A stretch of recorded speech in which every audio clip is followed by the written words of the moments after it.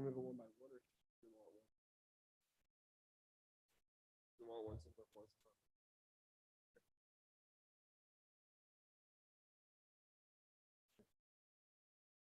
Oh, thank you.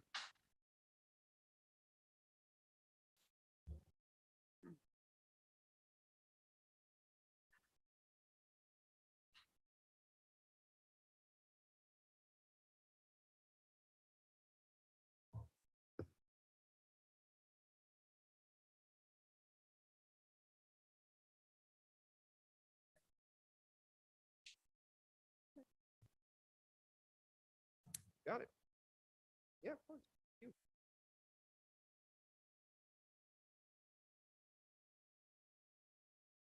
Hey. Yeah,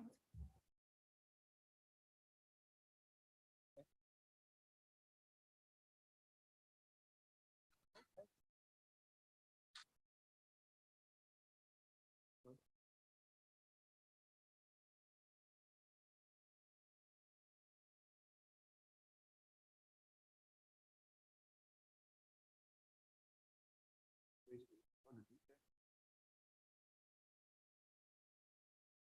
Oh, okay, okay. I was gonna say, I'm looking at this. Is this one? Yeah.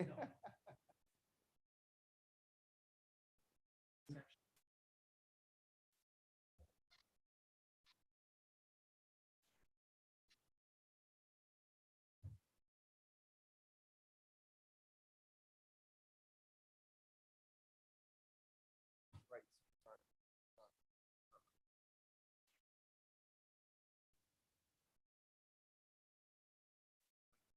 Do it that way. You know, that's yeah. Yeah, exactly. So that's what I thought. I thought like, modern contractors, I would feel like that's how, yeah, that's thinking like how they would do it, right? Yeah.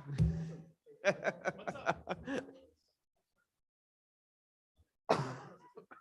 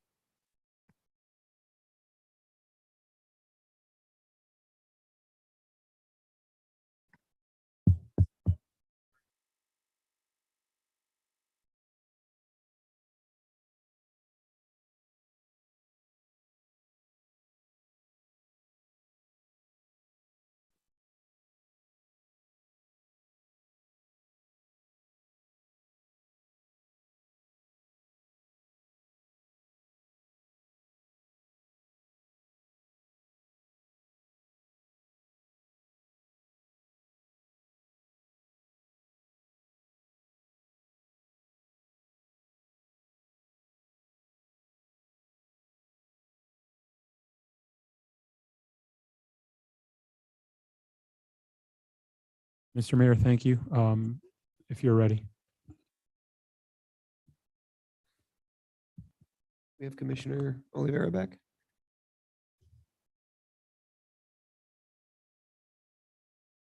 Okay, great. Okay. So we will call to order the regular commission meeting for Tuesday, February 7, 2023. We will go ahead and call to order. Madam Clerk, please. Mayor Groth, Present. Vice Mayor Amsler. Here. Commissioner Gonzalez, Commissioner Kennedy, Here. Commissioner Oliveira is present on Zoom. Mayor, we have a quorum. Great, thank you. Can we go into item number 3? And I believe Commissioner Kennedy, are you introducing our Yes. leader? Commission, I'd like to introduce you. Well, first of all, I should remind everyone, in case you forgot, it's Girl Scout cookie time. And I have already eaten my body weight in Girl Scout cookies this year. I think I broke my own personal record, but I thought it was fitting to bring a Girl Scout in to lead us in the Pledge of Allegiance this week. So I'd like to introduce everyone to Brianna Corradero. She's 7 years old and she's in the 2nd grade and she's a member. Brianna is a member of local Girl Scout Troop 1305 in Miami Shores. And she said she would come do us the honor today of leading us in the Pledge of Allegiance. Brianna, take it away.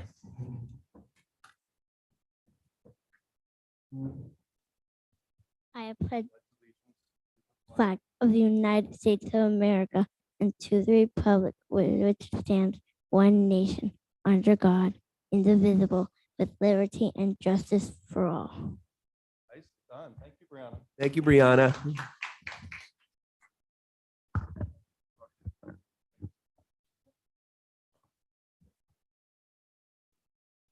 Thank you, Jonathan. Quick adjournment to buy Girl Scout cookies. Thank you, Brianna. Did a wonderful job. Okay, so let's move on to item 4, additions, deletions, or withdrawals from the agenda. I Mayor, believe that we're gonna try and move some things around. So, if I may, Mayor. Yes, I'd like for item 11A, A as an apple, item 12A, and item 12B as boy, to be grouped together. Our building official is here, and he'll be addressing each one of these if needed. 11A, resolutions regarding the permit fees. 12A, bond requirements, which is an item that you're introducing, Commissioner Kennedy. And 12B, owner builder knowledge test, which is an item that he's brought to the village for consideration. And are we moving them up? I was just gonna say the same thing. We're grouping them together. We're gonna move them up so we can hear from him while he's here. We can definitely do that, or if we want to put those three, I'm just looking at the resolutions. If we want to move those to the bottom of resolution, move 12A to the bottom. If you think we can get through all of resolution quickly, I don't know. But I if think not, 11B and 11C will go quickly. We have 11D, E, F. we can move them to the top of resolutions. That way we don't keep them here Does it work? all night. Sorry. I think I would be fine with that. Do we have any disagreement? Okay, let's go ahead and do that. So 11A, 12A, 12C, 12B. 12B, I'm sorry, 12B. We'll go ahead and put to the top of resolutions. And I also know that Commissioner Oliveira wanted, and I don't know if she can hear me right now. I can hear you, yes. Okay, Commissioner, you had expressed to me that you wanted to move your item in the resolutions up as well. If that would be okay with everyone, it would be really great. It's 1:21 in the morning where I am right now. So just 11. making it through, and I wanted to see if it's okay to move that item up. It should be a pretty quick item. Mr. Mayor, that is item 11D as in David. I think that one's probably going to be quick as well. Put that one as the first resolution. Yeah, we'll put that as the first resolution. Is everyone okay with that? Since we have Commissioner Oliveira very far away and it's very, very late. She's in the Thank future. you. I am here to you from the future, yes. Okay, great. Okay, so the amended agenda, do we have a motion to accept the agenda as amended?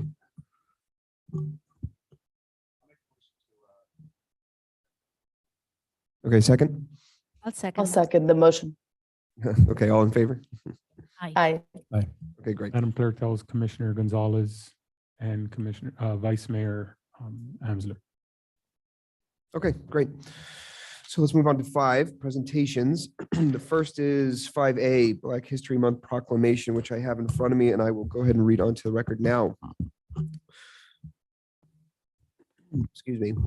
Whereas Dr. Carter G. Woodson, founder of the Association for the Study of Negro Life and History, started Negro History Week in 1926, which grew into Black History Month during the 1970s.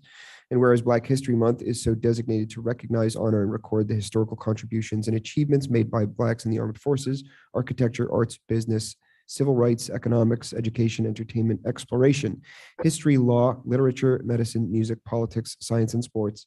And whereas February is nationally designated as Black History Month and is annually set aside for all Americans to focus on the significant role African Americans have played in our country's history and in the shaping of our nation and culture, And whereas the observance of Black History Month calls our attention to the continued need to battle racism and build a society that lives up to its democratic ideals. And whereas the Village of Biscayne Park continues to work toward becoming an inclusive community in which all citizens, past, present, and future, are respected and recognized for their contributions and potential contributions to our community, the state, the country, and the world. And whereas the Village of Biscayne Park is proud to honor the history and contributions of African Americans in our community throughout our state and nation. Now, therefore, be it resolved that I, Jonathan E. Groth, Mayor of the Village of Biscayne Park, Florida, together with the members of the Village of Biscayne Park Commission, do hereby proclaim February 2023 to be Black History Month. And I encourage all citizens to celebrate our diverse heritage and culture and continue our efforts to create a world that is more just, peaceful, and prosperous for all. The next item is 5B, our recognition of board members.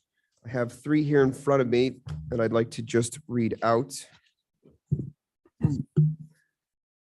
We would like to recognize Board Member Linda Dillon in recognition of your outstanding service to the Code Compliance Board as recognized by the Commission of the Village of Biscayne Park, Florida.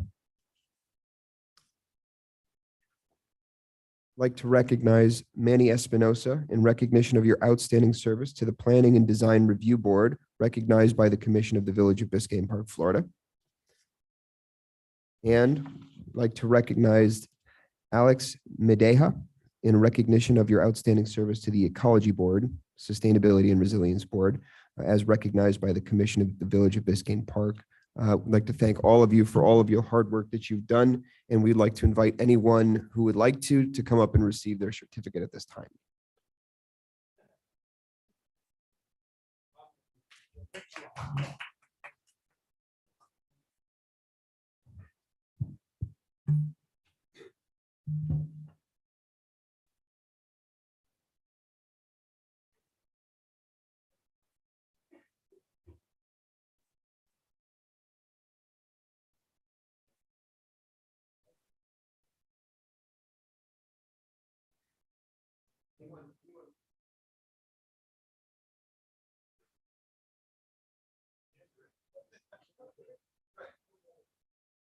Very nice.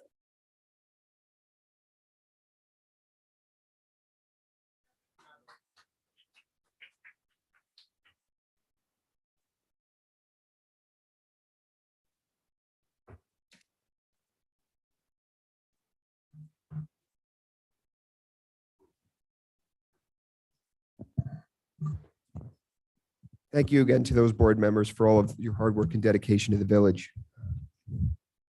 So with presentations taken care of, let's please move on to number 6, public comments. If anybody in the public would like to speak tonight, please come to the microphone, your name and address for the record. If you are on Zoom, please press the raise hand icon, which is at the bottom of your Zoom toolbar, which can be seen next to the share screen.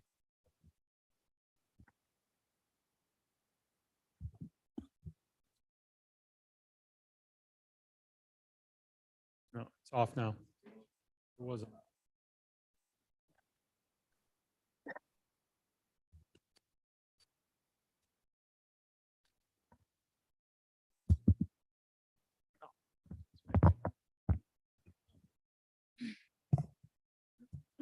Okay, we're good.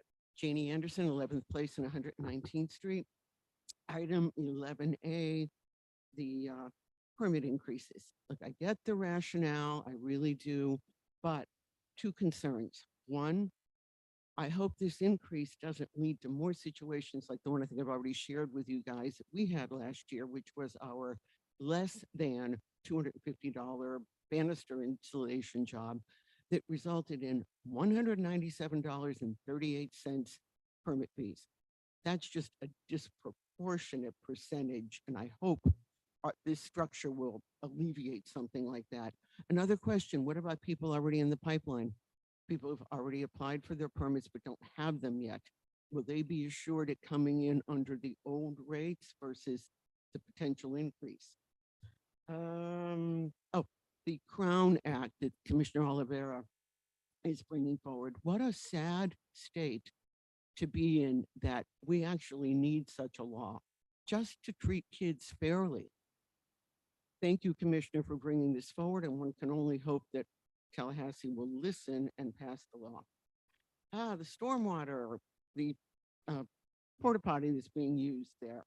It's nice to see that finally that's going to be conforming to our codes. I just don't understand why we're in week 4 when residents have in fact been cited and in some cases even fined for not having a properly permitted porta potty. The owner builder knowledge test. Under the heading of be careful what you wish for, if getting a permit becomes even more burdensome, you will be leading people right down a path you don't want them to go, which is more people doing work without a permit. And no way a code officer is going to catch everything. I would think that staff spending time to guide residents through a process is far better than having an increase in unpermitted work. At least then you know you've got a permit, you've got an inspection, and that's what we really should be aiming for. The fence code. I would think that it's not as important what that fence is enclosing, but the fact that there is a fence such as the one that's out here. And of course it should be permitted, especially as we get toward the summer and into hurricane season. It's a safety issue. So I'm hoping you'll make those changes. Smooth functioning and transitions. Oh, you mean something we should have done 20 years ago. I mean, every time a top level employee leaves, every time there's a new commission, it shouldn't be starting from scratch. It shouldn't be emergency meetings, and such as some that there have been when it was discovered, oh my, we've got to make a decision on employee health insurance. There needs to be working, functioning calendars and lists, and so that everybody could get hit by the proverbial bus tomorrow, and the people who come behind will be able to figure out what needs to be done. Thanks. Thank you.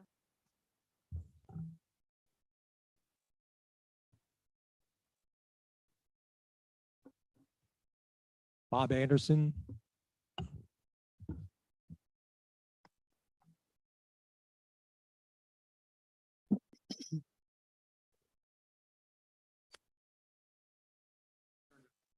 Yeah, now it's off.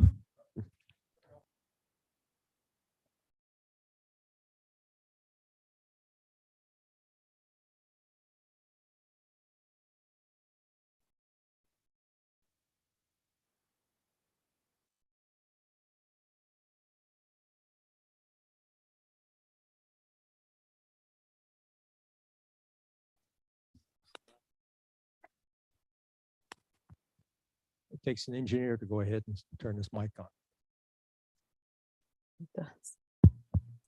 You're good. Bob Anderson, 11th place, 119th Street. Person in front of me already spoke about what I wanted to talk about, but I'm going to go ahead and talk a little bit more on it. As far as the temporary toilet issue, that's 11E. I'm surprised we don't have a contract that a contractor is required to follow our codes. About 15, 20 years ago, things like this have popped up before. We had the city going ahead and having things done at the rec center and having things done around this area here and not following our codes. They had to put a stop to, the commission put a stop to it, and the city, our city had to go back and get its own permits like the residents do. You imagine the residents go ahead and ignore, we'll pick and choose of what we want to go ahead and enforce? I think it's completely wrong. On the 12B, on the owner builder, on the knowledge test. It's a shame that we didn't even have any sample put up on the agenda so people would have some idea what kind of questions this could be, some sample questions. And how technical will that be? Is this going to be one of those situations that is so technical, you want to drive the owner builders so they can't even do anything around their house and get a permit to go ahead and hire a contractor, even though it's something small? I think this is completely wrong, and it needs to be thought about a little bit more. Thank you.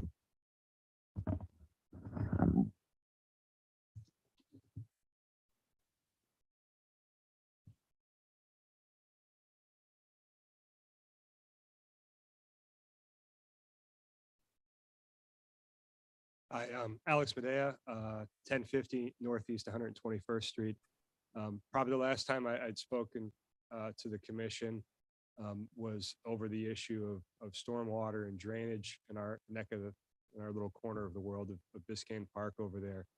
The repeated flooding situations. I want to just take a quick opportunity to thank the commission and the city manager to finally seeing through to a project that is now underway in that vicinity. Is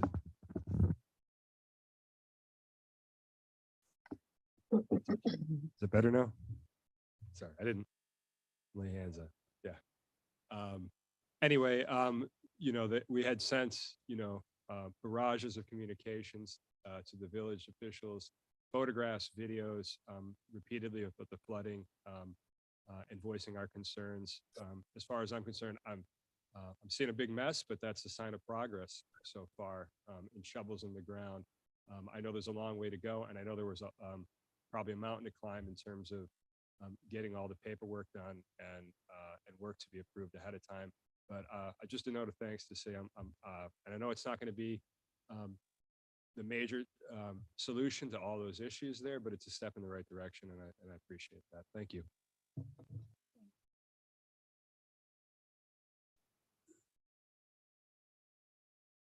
Is there anybody else in the audience? Mr. Mayor, if no one else, I do have one raised hand, Yep. Matthew Bratcher. We have one more. Mr. Bratcher will be next. Sean O'Neill, 11709 Northeast 8th Avenue. First of all, I want to thank the commission for taking up the Crown Act issue, as well as recognizing Black History Month at a time, you know, I'm African-American myself, as is my family, at a time when people are deriding African-American history and education as something that lacks educational value. I appreciate you guys raising that issue and bringing it up. As all of you probably know, I'm here on, I forget which agenda item it is, but the one that's dealing with stray cats and feral cats. Sorry. I've written the commission several times on this issue back and forth. As you know, I've sent photos documenting property damage that's occurred on my property. Before writing to the commission, I also spoke with people on my street about the issue, and nothing has really changed. And it's a thing that's gotten worse over the course of years, which is why I'm raising the issue as I have recently. In fact, my wife is on the way here to drop off my daughter as she transitions to something else. And she texted me and said that there were raccoons eating from the open feeding bowls at one of the neighbors' houses. So it's not about attacking neighbors or anything like that. It's about the safety and the use of and enjoyment of private property. I could care less, honestly, what happens on other properties, but obviously what happens impacts their neighbors. So that's why I'm here. And, you know, I would like to point out, and I don't think we didn't get to it at the last commission meeting, but the reason I raised this in my first email with the commission was we actually have an ordinance.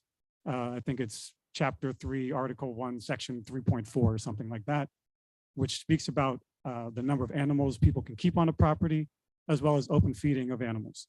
So, you know, I think one, education about that fact would go a long way. Just letting people know that we have an ordinance on that and why that ordinance is in place, which I believe has been in place since maybe 1991. So it's not some new thing, and there's obviously a rationale for it. I think a discussion about that rationale would be helpful, you know, in addition to discussing what the impacts are on the animals, on our bird sanctuary, and then obviously on the people around the areas where the cats are fed. So thank you.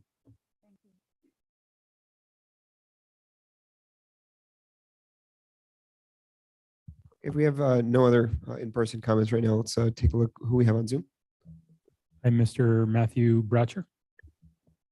Hi, good evening, everyone. Matt Brocker at 644 Northeast 121st Street. I have two issues that I wanted to bring up. Commissioner Kennedy is on board and knows about them, and I wanted to bring the newer commissioners on board and get an update from the village manager.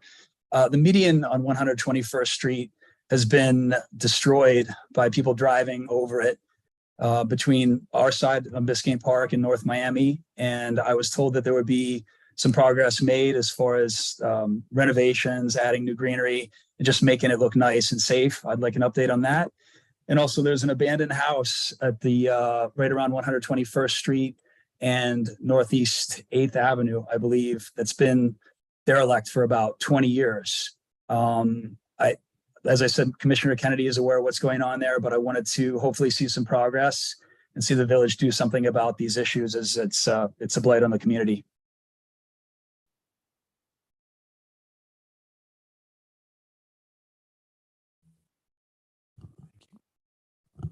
Okay, thank you. Do we have any other comments on Zoom?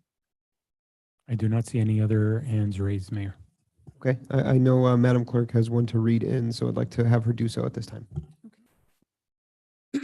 The email is from Natasha Haas at 10907 Northeast 9th Avenue. I have been in Biscayne Park since 2016.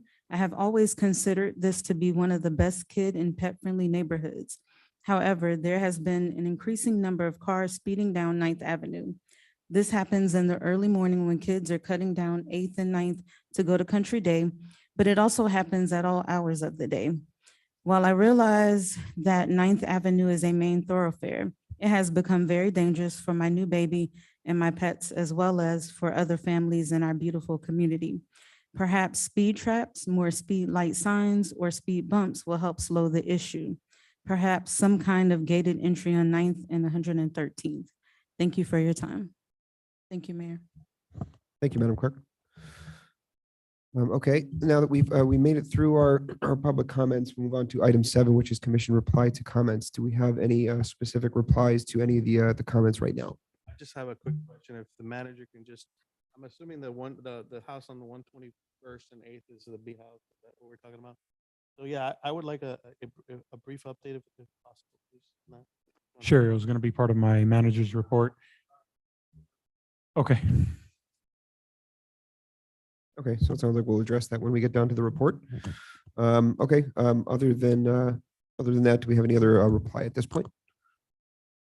Can I just quickly say to Janie and also to Sean, hey guys, thanks for that. Regarding the Crown Act, I would just want to say that this only addresses students, right? K through 12. This does not address like workplace discrimination, which is what the National Crown Act address, like workplace discrimination, which is what the National Crown Act law had attempted to do.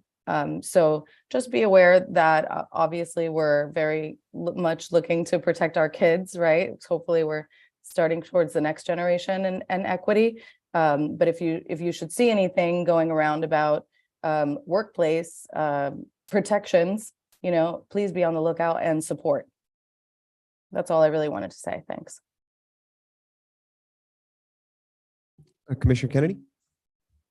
Yeah, two quick things. First, I just want to thank Alex Medea for your work on the drain project, because although it had been something we've been discussing up here for a long time and something Mario tackled right when we first hired him, a group of residents on 121st Street made it a point to make their opinions loud and clear about what was happening there. And it's an example of when citizens get together and become vocal about something, you can make a difference. So you guys helped out a lot to help propel that forward. So thank you for that. And we hope that it solves the problem as best it can, although we know it's not a permanent solution to the problem.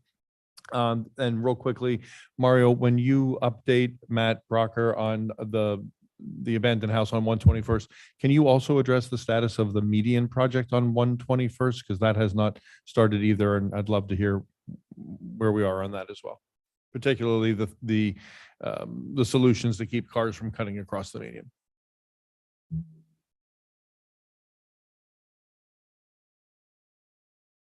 Is that part of the report, Mr. Manager? Okay, great. Okay, any other reply at this time? No? Okay. Thanks everyone who made comment. We appreciate you being here and taking a part in this, and we hope to get through all this evening. Okay, so we'll move on to section 8, which is our reports, and we will start with the village board report. Village Board's report.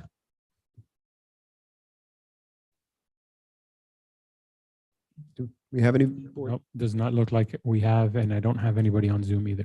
Okay, all right, so hearing none. Village Commission report.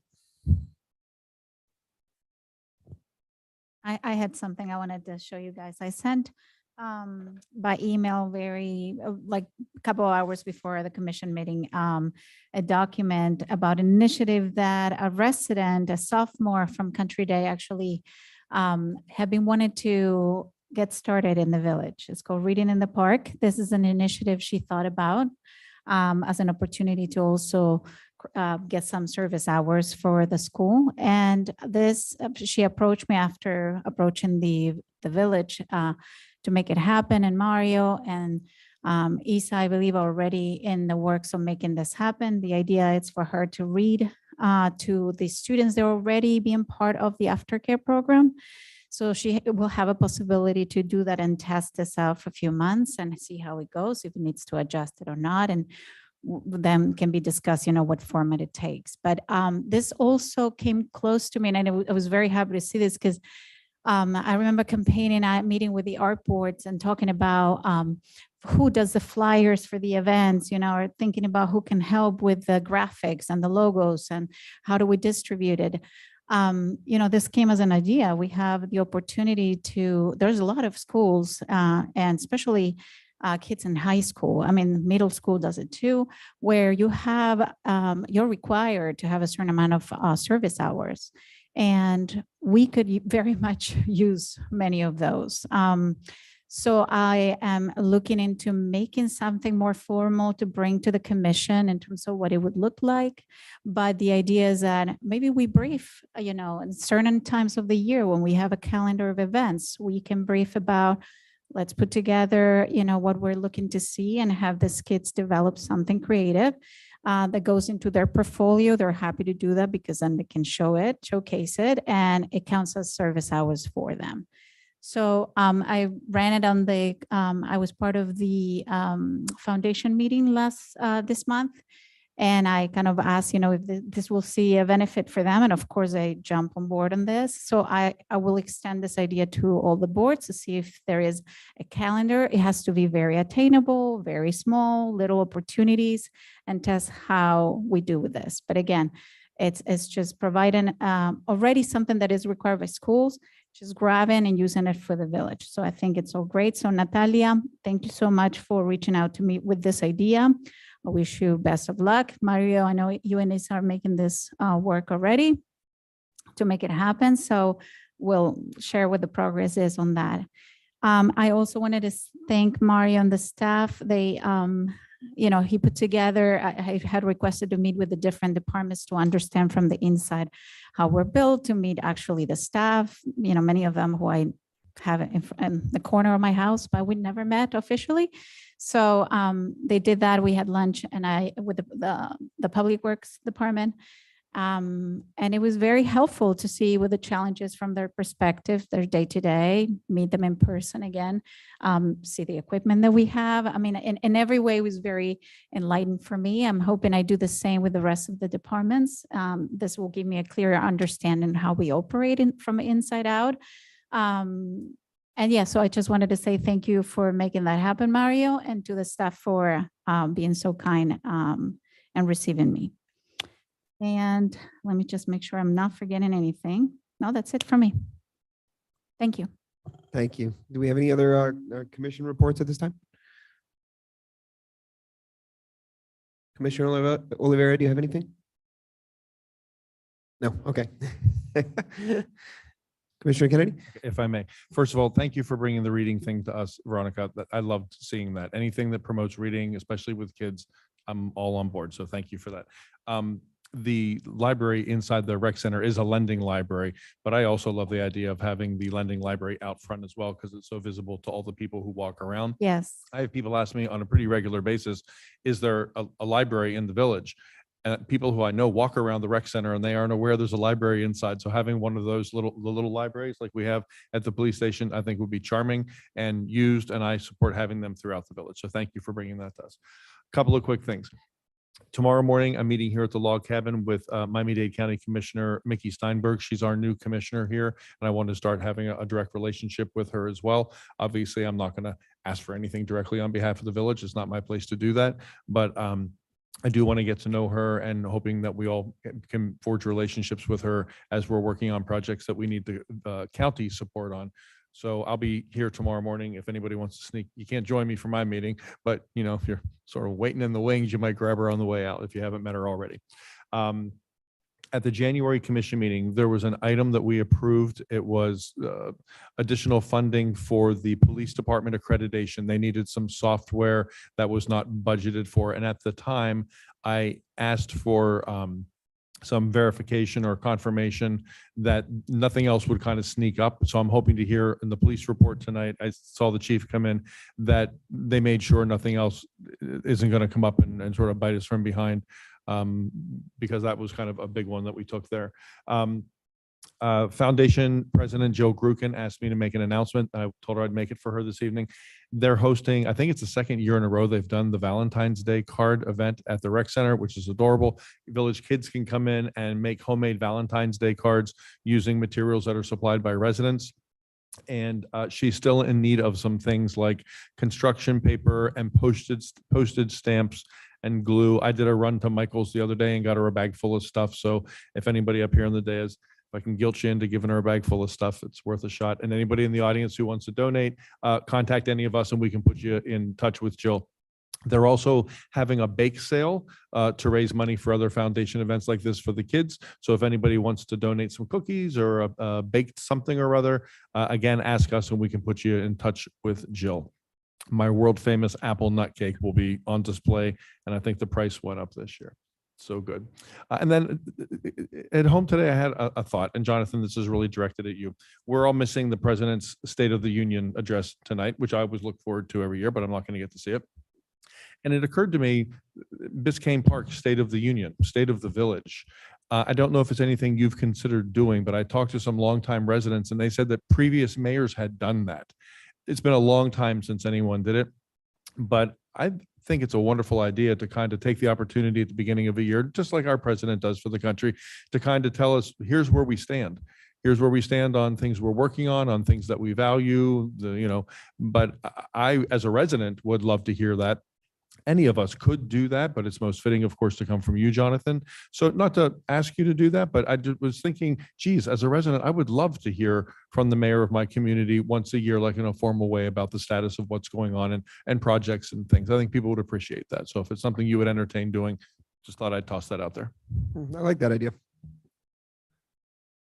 Truthfully, I completely forgot the actual State of the Union was tonight because I was so focused on the agenda that we had in front of us. I completely overlooked. There is a country out there swirling around us. Yes. The world does not revolve around Biscayne. Thank you, Commissioner Kennedy. I do have two final thoughts that I'd just like to address really quickly. I know that I've seen some requests from residents lately talking a little bit about conversions from septic to stormwater to sewer. I will say I attended the League of Cities meeting last week, I think it was, and I had some good, productive conversations with commissioners from other townships and other municipalities nearby that have worked on that and some that have achieved it, and talked a little bit about funding for that type of thing. So it's just kind of starting that discussion, getting an idea on if it's possible, what the timelines look like, where the money comes from. So those were some good productive conversations, among others, that we had at the League of Cities meeting. And one other is the manager and I had an opportunity to meet with counsel for the developer for the project that's going in here in North Miami, to talk a little bit about some of the things that they can help work with us with to provide to us to ensure that any impact on our township, to one, realize what that impact might look like, and to two, talk about how and what steps are being taken to mitigate that impact.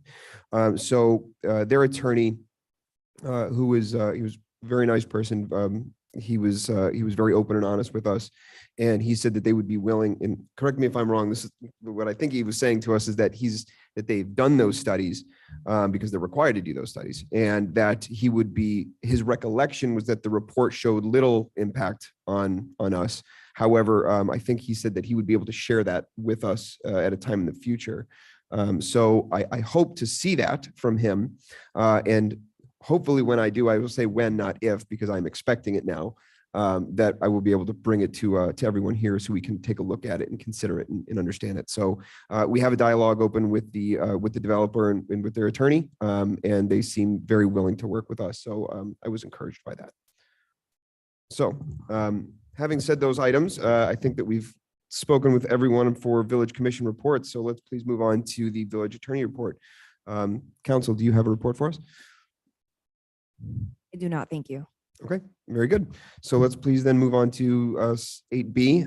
Mr. Manager, your report, please. Sure. On top of what's already included in the agenda as backup, there are several topics that come through public comment or just in discussion. I'll start with regards to the accreditation. We believe so, Commissioner Kennedy. We don't know.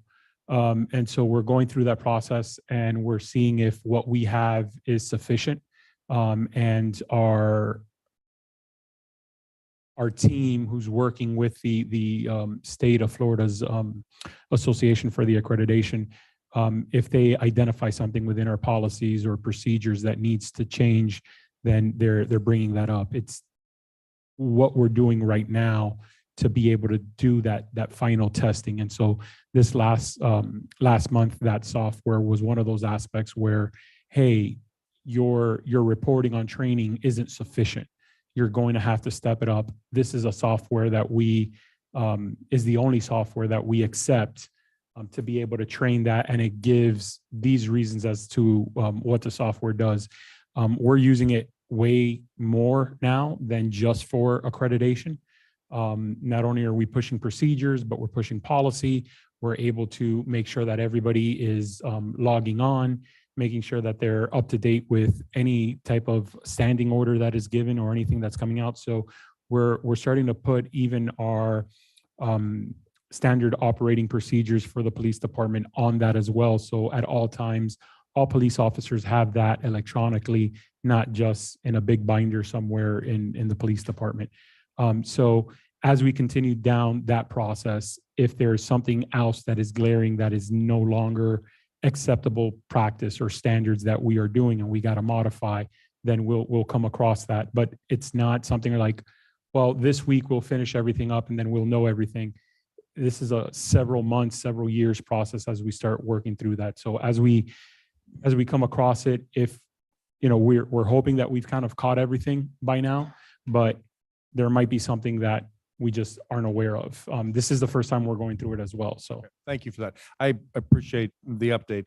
That was an actual kind of major procurement. So it's a little different than things that you kind of learn along the way. So I'm hoping there are no more of those. So there's nothing else that you're aware of right now. not that we're I'll aware give of, you a checklist that you can sort of say, okay, we have all of that covered now. not that I'm aware of, no. You'll keep us posted. Thanks. The village tomorrow will be receiving, hopefully we'll be receiving multiple bids for our request for qualifications. This is for a continual service contract.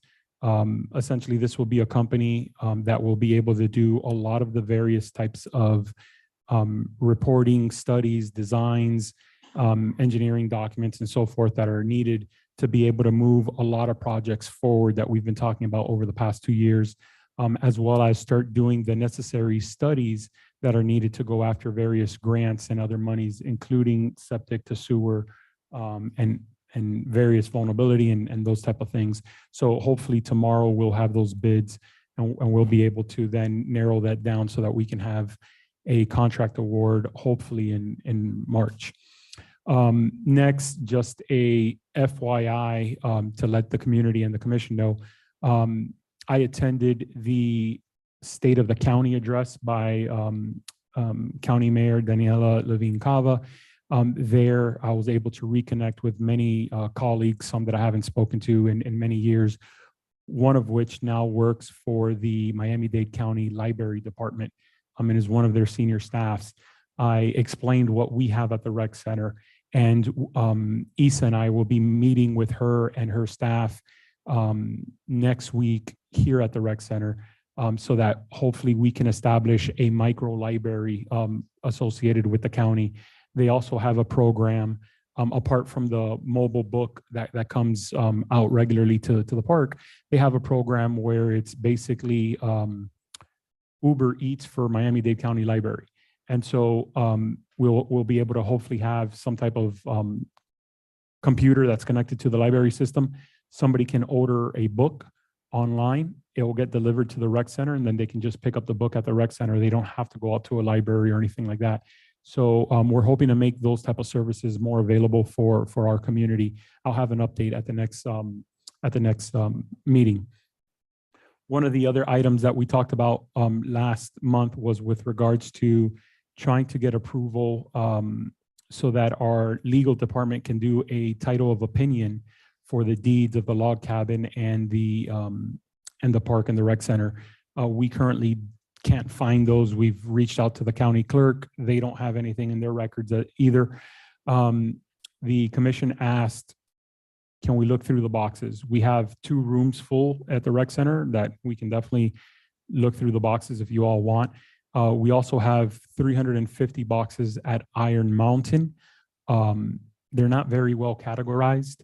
Of those that are listed, and I don't know if everything inside the box is as it's listed, but about 250 are listed either financial documents or police reports or something related to a police report. So we got about 100 boxes over there that are just unmarked. We don't know what's in them. And so to get those boxes back will cost for delivery fees and handling and all that would range between $1,500 to $2,000 to be able to get that out of the vaulted storage that we have with Iron Mountain with no guarantee. So however the commission wants to do, it is time sensitive again, simply because if we push this several months, then we're not going to be able to apply for grants this year because we need those deeds just to do the applications. What was the cost for the initial process that you came to us with? Based on the 2 properties, Valerie, correct me if I'm wrong, I think it was up to 6,500. Yeah.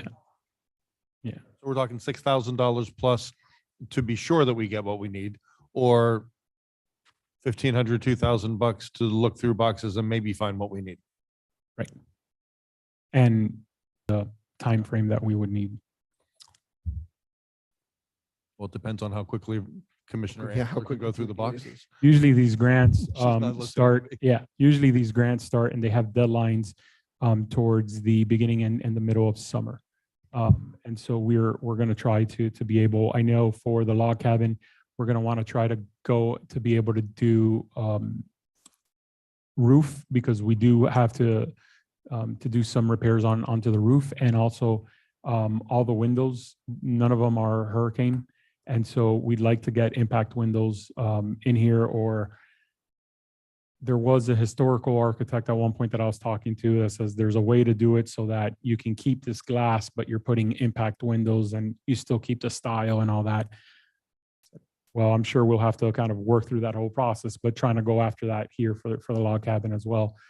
So those are 2 that we would definitely need the title just to be able to apply. If not, And the other one's for the rec center. the other ones for the rec center, right? It's a FERDAP, so we would be asking with minimal match, we could probably get about 225,000, and that can go towards equipment. Both playgrounds that we have there are beyond life expectancy.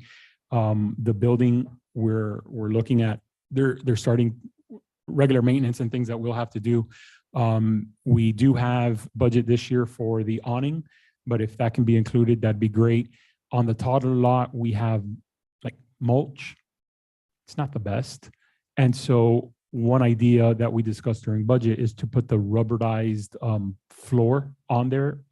It allows for a little bit better impact absorption, makes it a little bit safer. A fall will always be a fall, but this kind of absorbs the impact. And that can be several tens of thousands of dollars. And then we also have the parking master plan around the park that based on the concept plans is about a $300,000 job. So there's a lot of work at the park that we could use the grant money for. None of this can move forward. You can't get the grants to move forward All with the any deed- of it without these deeds. So We didn't apply last year because we we went through everything. We were meeting with Isa. We were doing all the homework. We're going through, and then hey, Mario, you need the deed. This roadblock. And we stopped. Sounds You like need an easy approval answer from to me. us to do this. This sounds like an easy answer to me. I think why spend money on a chance when we can spend a little bit more and know that we can do it? And if it's going to yield these benefits, the benefits far outweigh the cost of this versus a chance cost. Madam Attorney, did you have something to And add? even from a legal perspective, I think we definitely need those documents. Okay. No, I was looking back at the quote and it's essentially with the title search and the opinion of title, it's going to be about 3,200 each, so 6,400. I don't know if there's any other comment on this, but I think now that we know what it would cost just to start pulling boxes and searching, yeah, I don't think we have a choice. We need to start applying for grants if we want to start updating these properties among many others. So I don't know if we need a motion for that to approve that cost. I would prefer one. If we can just do that on a vote, we can do a resolution after the fact with it. And then what I'll do is March, you'll also have a budget amendment in front of you. And so that will be listed as one, and you'll see exactly, we have the money within the admin department to do that. Okay. Can I make a motion to approve an amount not to exceed $7,000 to fund the procurement of these deeds? Much needed documents. Yeah. Do we have a second on Commissioner Kennedy's motion? I'll second that. Okay. So all in favor of the motion from Commissioner Kennedy and seconded by Vice Mayor Amsler? Aye. Aye. Aye. Okay. Thank you. And just to finish, because I know we have the public comments, with regards to the planting on 121st Street, that kind of slowed down. We were trying to work with the Parks and Parkway Advisory Board. We got a list of plants and everything. They wanted to kind of go over some, but they haven't been able to agree on a date because various members have been out of town, so they haven't had a quorum to meet. I believe Isa told me yesterday that Public Works has already started digging to start putting the plants in, because we did receive a large portion of those plants, whatever we were able to procure. So they have started digging those, and they started from essentially working from 6th Avenue eastbound, and then they'll start planting those as well. That will mitigate the people cutting through. They're also going to be using either large stumps or rocks, whatever Biscayne Public Works has, to be able to stop people from just driving over the new plantings. And then finally, the bee house.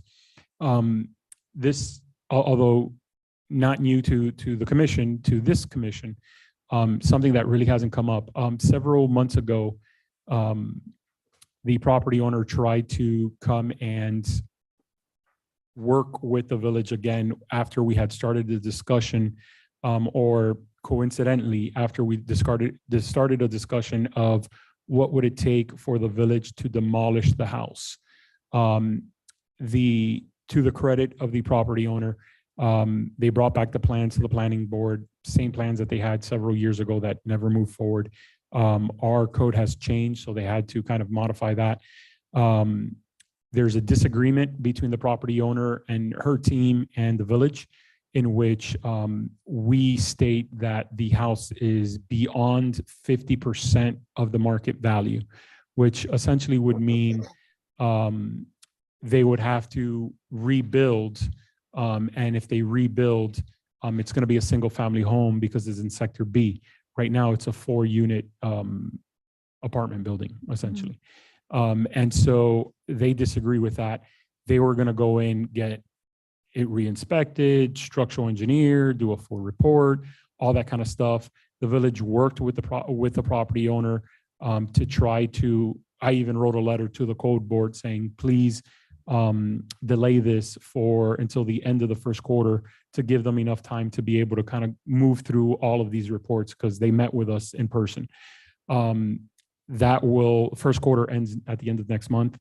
I've tried reaching out to the attorney. I've sent him emails, and I've gotten one response, and after one phone call that I was able to talk to him in person.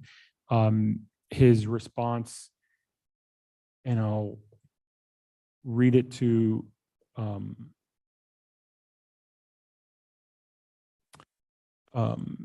into the record so that it's verbatim and not.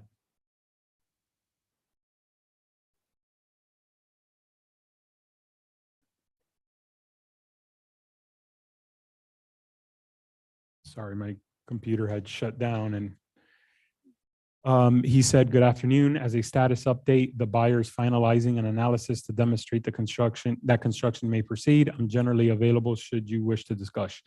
So I called, asked for more detailed, haven't heard back. So this was on January 12th. And so what I would like to do, this is more of an FYI, what I would like to do and what we had discussed in the past was starting to take steps to go to the Miami-Dade County Board, which will then rule on whether that is a property that the village can demolish or not. We wouldn't be the first in line to recover if the property sells. It would be as a special assessment on the property, but the bank would come first, and so forth. And so it's a little bit of a risk. Also, that board they want to show that there was ample opportunity and that we tried to work with the property owner before they just make a decision. But there's a cost. And last time, the overall cost, and I don't know what the cost for demolition has happened over the last year or so, but the last time our former building official said putting all of the documents together, going in front of the board and doing the demo would be about $35,000, but that did not include our attorney time. So that would be something in addition that we would have to figure out how many hours for our attorney and then add that on top of the 30 some odd thousand. It's not budgeted either, so it would have to come from reserves and we may or may not get. So it's more of an FYI. I've tried as much as I can. I think we've been fair and our building officials here as well. And he can talk about the meeting if you all would like, but come March, I think I'll have more of a substantial resolution asking to move forward because it's then already the last month, and it's everything that I think we can do to help facilitate them. With that, that is my report, unless there's any questions or any. Yeah, I have a couple of questions about that, if I can, Mario. So we have, correct me if I'm wrong, we already have 2 liens on that property, correct? Our mistress of liens is here. Yeah, yes. It's in my original, when I brought this to the commission, it was in my Yes, initial report. we I think do there was already a have big a one, lien. like a 30,000 plus one, and then a smaller one for like $6,000 or $8,000. Yes, Okay, so we have 2 liens on the property. The bank is ahead of us in line on that property. The county also has liens on that property for county code violations, some safety and fire kind of violations, correct? I believe so. Valerie, can you remind us the pecking order there? The bank always comes first because there's a mortgage on this property. Then is it by date or does the county jump ahead of us in line? I don't recall for this specific property if the county's lien was a special assessment, but generally a special assessment lien would be priority over the municipal lien, but otherwise we would probably be equal footing with the county, would be first in time, first and right. Beautiful. Okay, so look, just my opinion on this. It's not been years that the village has dealt with that property. It's been decades. 30 years? 30 years that we've been dealing with this building. The owner allowed that building to get in that condition.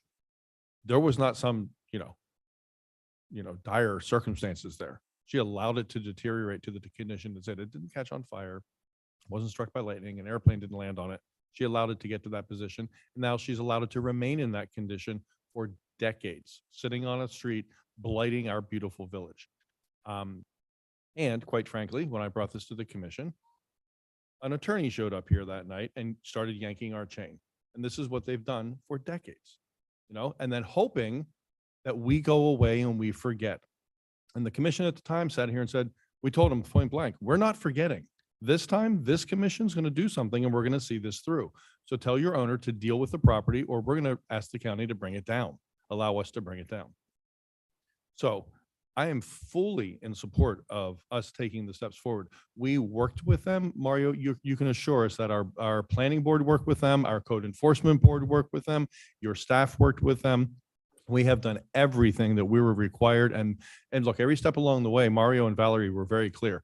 You need to show that you tried to work with these people. That's going to be one of the big measures when they pull out the measuring stick to decide if we get it or not. And Mario's telling us that we did. Valerie, are you confident that we did? It all comes down to documentation. So as long as everything's documented and in order, I mean, ultimately, I can't anticipate, I can't anticipate what they're going to want to see, but if we have everything in order, we can present it, then So when you bring this, Mario, I'm in full support of this, and thank you for circling back. I hear about this constantly from residents. It's a blight, it's a hazard. I mean, look at that thing, for God's sake. It's just a horror show on one of our streets. And this village deserves better than that. So I look forward to, you're going to bring that to us at the March meeting in the form of a resolution? Awesome. And you'll Yes, sir, have, unless there's some kind of final solution from them. unless something happens between now and then. Awesome. Okay. Thank you very much. Okay, that sounds good. Is that it, Mr. Manager, for the report? You want me to add more? Yes, that's Just everything. making sure it's covered. Thank you, Mr. Manager. So let's go ahead and move on to number 9, which is our consent agenda. Items 9A through 9D.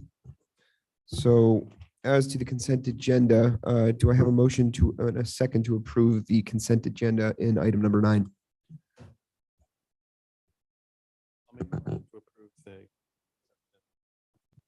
I'll second that. Okay, motion by Commissioner Gonzalez, second by Vice Mayor Amsler. Do we need to wait for Commissioner Kennedy to vote? Unless if we have majority? no, we can continue. Okay, You can record his vote later, correct, Madam Attorney? Yes, I'll just go ahead and I'll start reading the title and then I'm sure he'll be back. okay, All right, may I? please. All right. An ordinance of the Village Commission of the Village of Biscayne Park, Florida, repealing section 16.3. I'm sorry, Hmm? Madam Attorney, we need to vote on the consent first. Oh, I apologize. Oh, I'm sorry. I'm sorry, I thought we were moving on to the next item. Yeah. My apologies.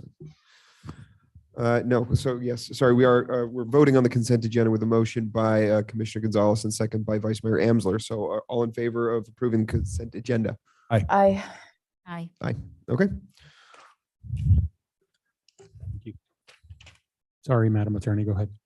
Madam Attorney, please, we are on to item number 10. I apologize.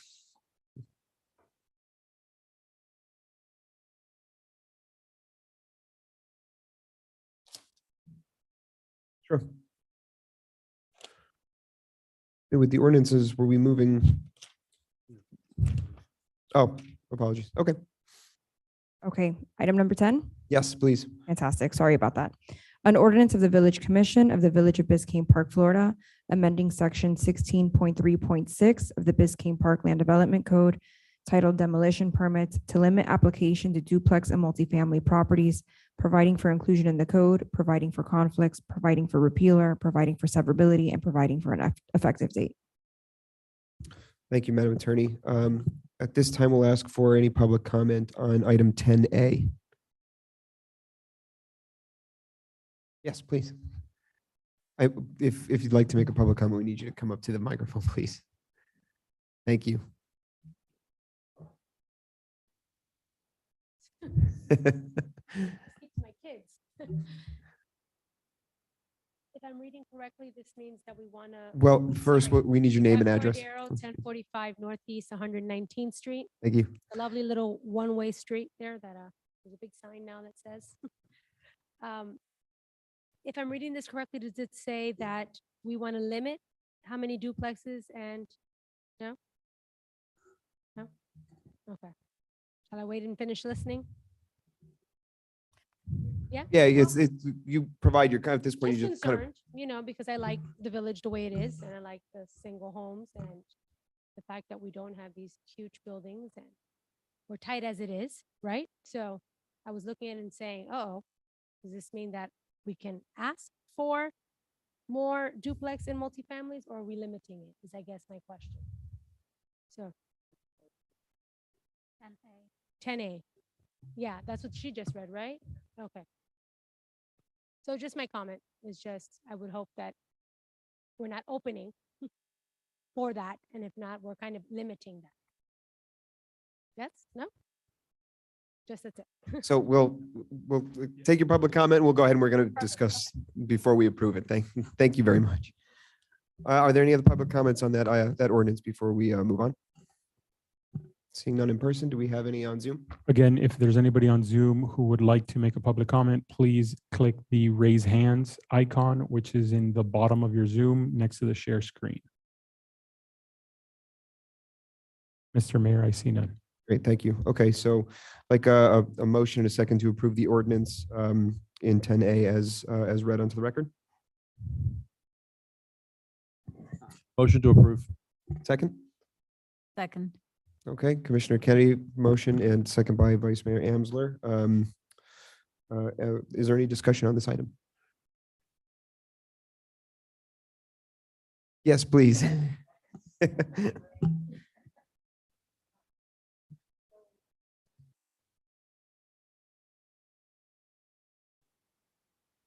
August of 2021.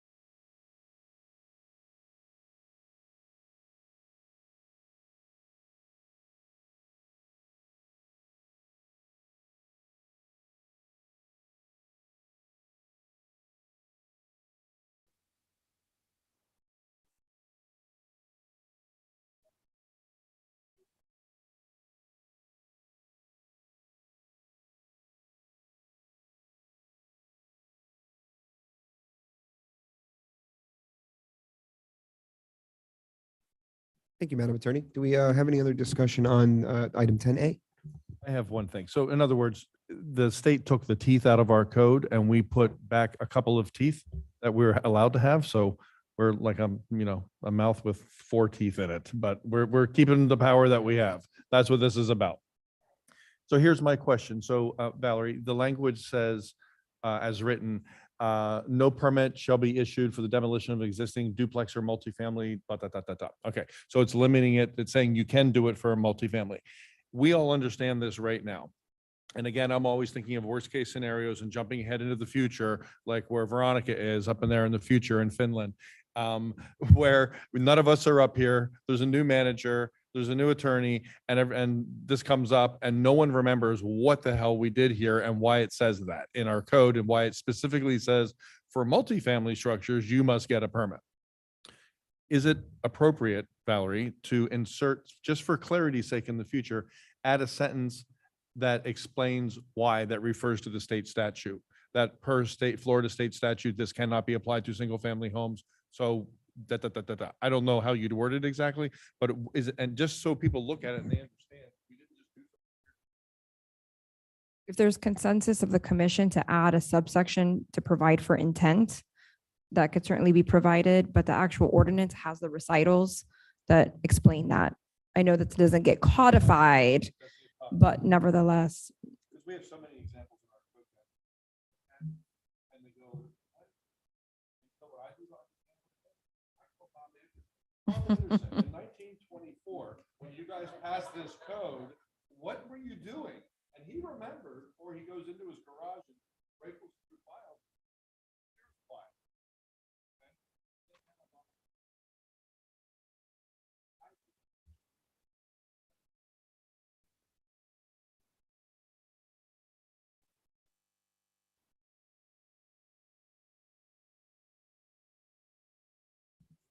So, Madam Attorney, what would you propose that language to look like? Well, one of the things I'm thinking is it's a second reading, and one of the things I'm concerned about is if you're adding a section to provide for intent, having to re-advertise, because it would say providing for intent, that's one of my concerns. But there would basically be, so sometimes you'll see in ordinances and it's in the villages code in certain sections, it'll say purpose or, and then it explains intent. And it would be something to the effect of pursuant to Florida statute, whatever, House bill, the city has been preempted with respect to imposing conditions on demolition permits with respect to, and basically explaining what's in the recital, Okay. but summarized into the intent, so So it could can be I- codified. Thank you. So can I ask you, since this is a second reading, how would that work procedurally? If to put that language in now, we would not be able to pass this as it is in front of us. Is that correct? Yeah, I would think you would have to re-advertise because it would change the title. Yeah. Yeah, because it would be amending 16.36 to provide for intent and to revise.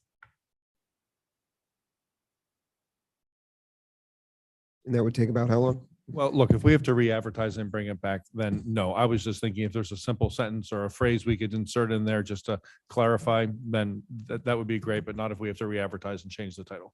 We've done that before and it's why bother? So Bob, I'll be calling you in the future. I thought I read that it was already referenced.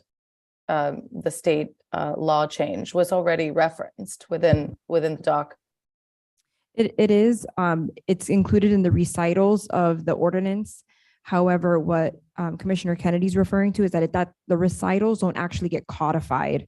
So when you go into Mooney Code, into the Code of Ordinances, you won't actually see the recitals. That's not the codified language. It's the underlined strike through body of it that's there. And so unless somebody actually pulls up the historical ordinance amending the code, they would not see those recitals. Got it. Well, since what it sounds like I'm hearing is that we would have to start kind of all over and re-advertise this, and it sounds like there's not much of an appetite to do that. I think that we can probably pass that over for now. Can we codify Bob Anderson? I think we'd have to ask the attorney opinion on that one. Oh, you do that. Okay, just Okay. thought I'd bring that up. Thank you for indulging. Thank you, Commissioner. Okay, thank you, Madam Attorney. We appreciate that. All right, so I think with the discussion concluded on that, I'd like to call for a vote on this ordinance. Mayor Groth, Aye. Vice Mayor Amsler, Aye. Commissioner Gonzalez, Commissioner Kennedy, Yes. Commissioner Olivera.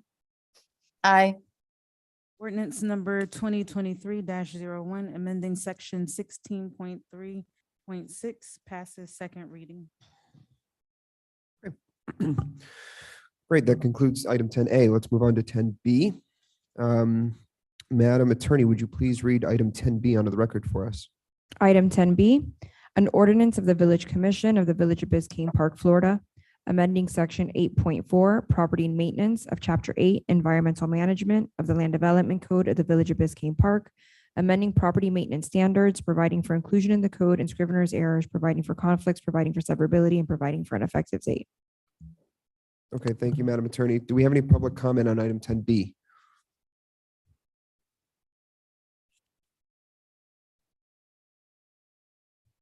Bob Anderson, 11th Place, 119th Street.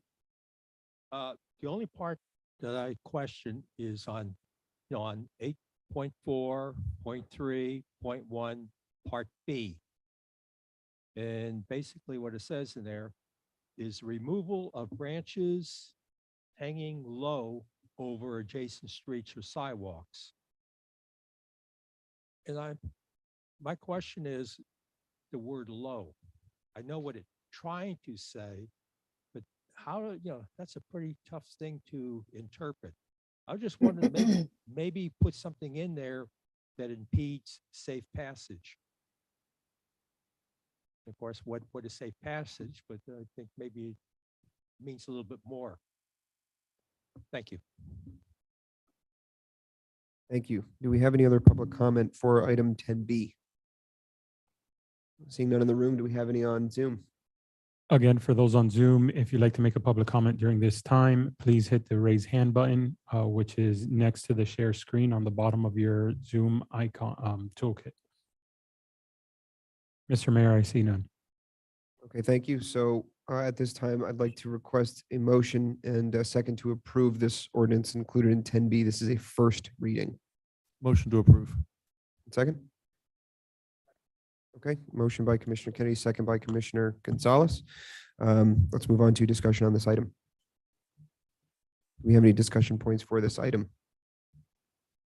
Well, I agree with Bob. I think that if the intent is to allow safe passage without damage either to someone's head or to a vehicle, then, you know, we have to determine, I think it could be clearer as to, sort of having that word low, what is low, right? So I think that's something that we should consider.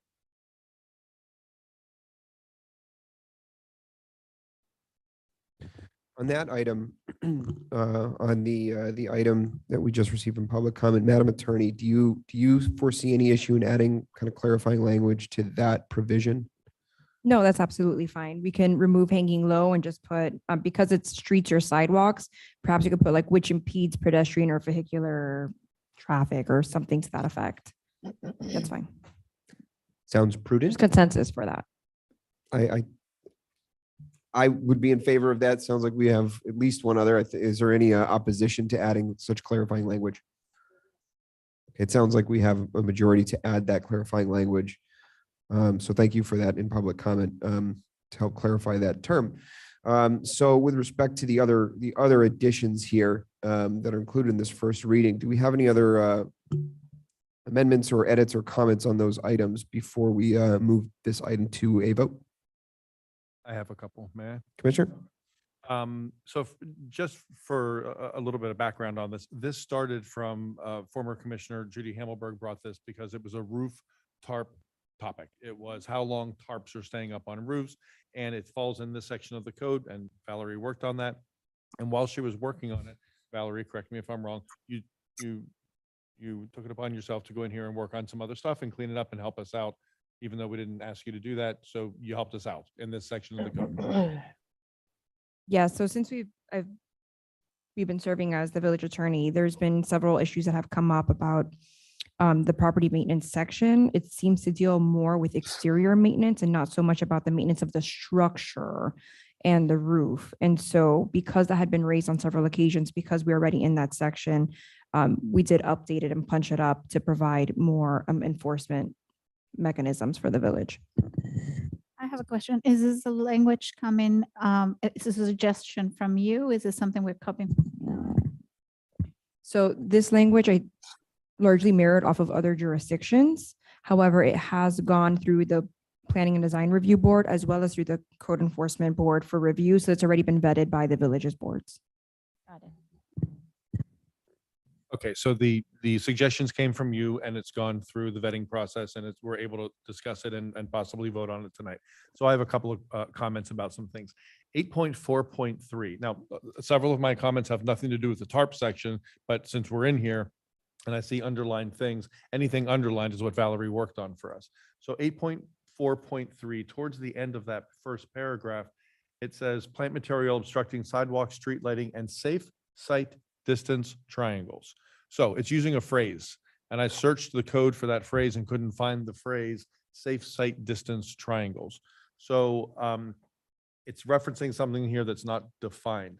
But Valerie, I did That's not find true. visibility triangle in 5.4.1. Is that what you're referring to? Yeah, okay. So I wonder if we might want to mirror the language so it's very clear what it is we're referencing here so people couldn't argue it or question it. It's very clear. And at that point, is it appropriate to reference a section by number? Like this 5.4.1, see 5.4.1 for definition? Sorry, we're sharing a mic. My apologies.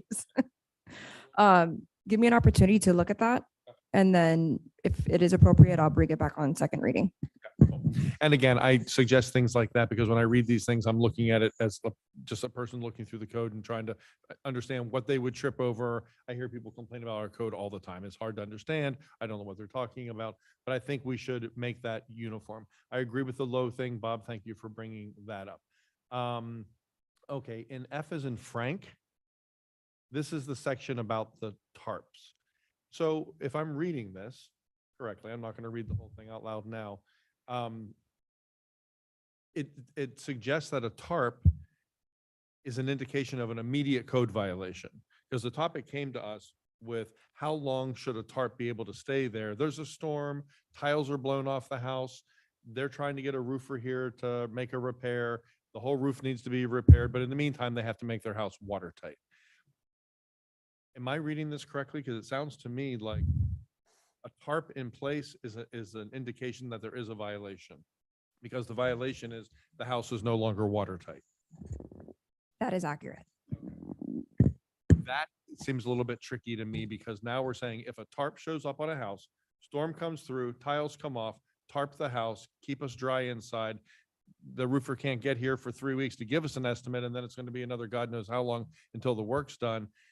But the village could, and I know it doesn't mean they have to or will, but they could cite them for a code violation for that, and they could end up having to go through the whole, they can't comply because they can't fix it, so there is no compliance opportunity.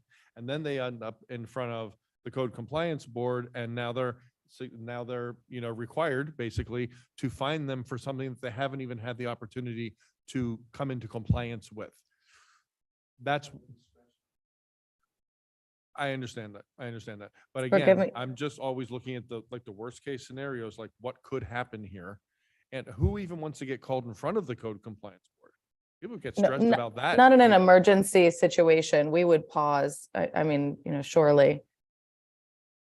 Well, it doesn't have to be an emergency. It doesn't have to be a named storm. It could be anything that causes your roof to leak and you have to get someone there. So I'm just bringing that up, and I don't know what the solution is, but I'm happy to listen to you guys and see what we can come up with. But I'm thinking about the residents here that could, through no fault of their own, have an issue, be in violation of our code, and not have an opportunity to comply before they're put in front of the code compliance board. And nobody wants to deal with that. People get very stressed being called in front of that board. They get that official, they get a certified letter. I know Janie's lovely, but they do get a certified letter in the mail, announcing that you have to come and all of that. So I actually agree with your comment. It was one of my questions as well. I think we're just limited to not being able to act at all. It seems like you're already at fault here yeah. from the get-go. So I don't know how we would fix that. So Valerie, what do other municipalities do? Do they have this kind of language? Is it? Not exactly phrased like this. This actually was taken from another jurisdiction, but it doesn't have to be phrased this way. The issue is what you'll see is it's difficult to say you can only have it up there for X amount of time because then you have to catch when it actually went up and then monitor how long it's been up there. And from a code enforcement standpoint, that's very challenging. And I'm sure, Ms. Anderson can attest to the fact that oftentimes if somebody has a tarp up, if they have an insurance claim, it's up there forever. They're told by their attorneys, you can't modify or repair the roof because then that's going to, impair your ability to settle the case because, there's insurance contract provisions that you can't alter the condition of the roof during pending litigation. So this gets very dicey and ultimately it gets decided by the code enforcement board. Their user discretion to give extensions where appropriate. And so that's how I've seen it in practice. Yeah, so.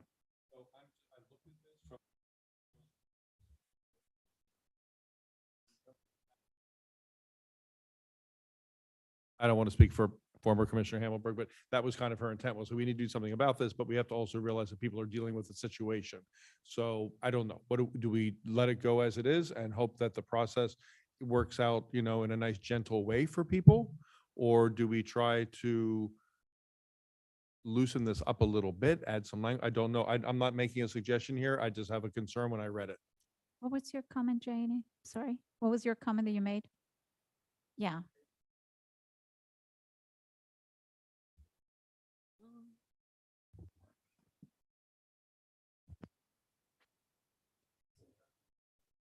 Turned it off.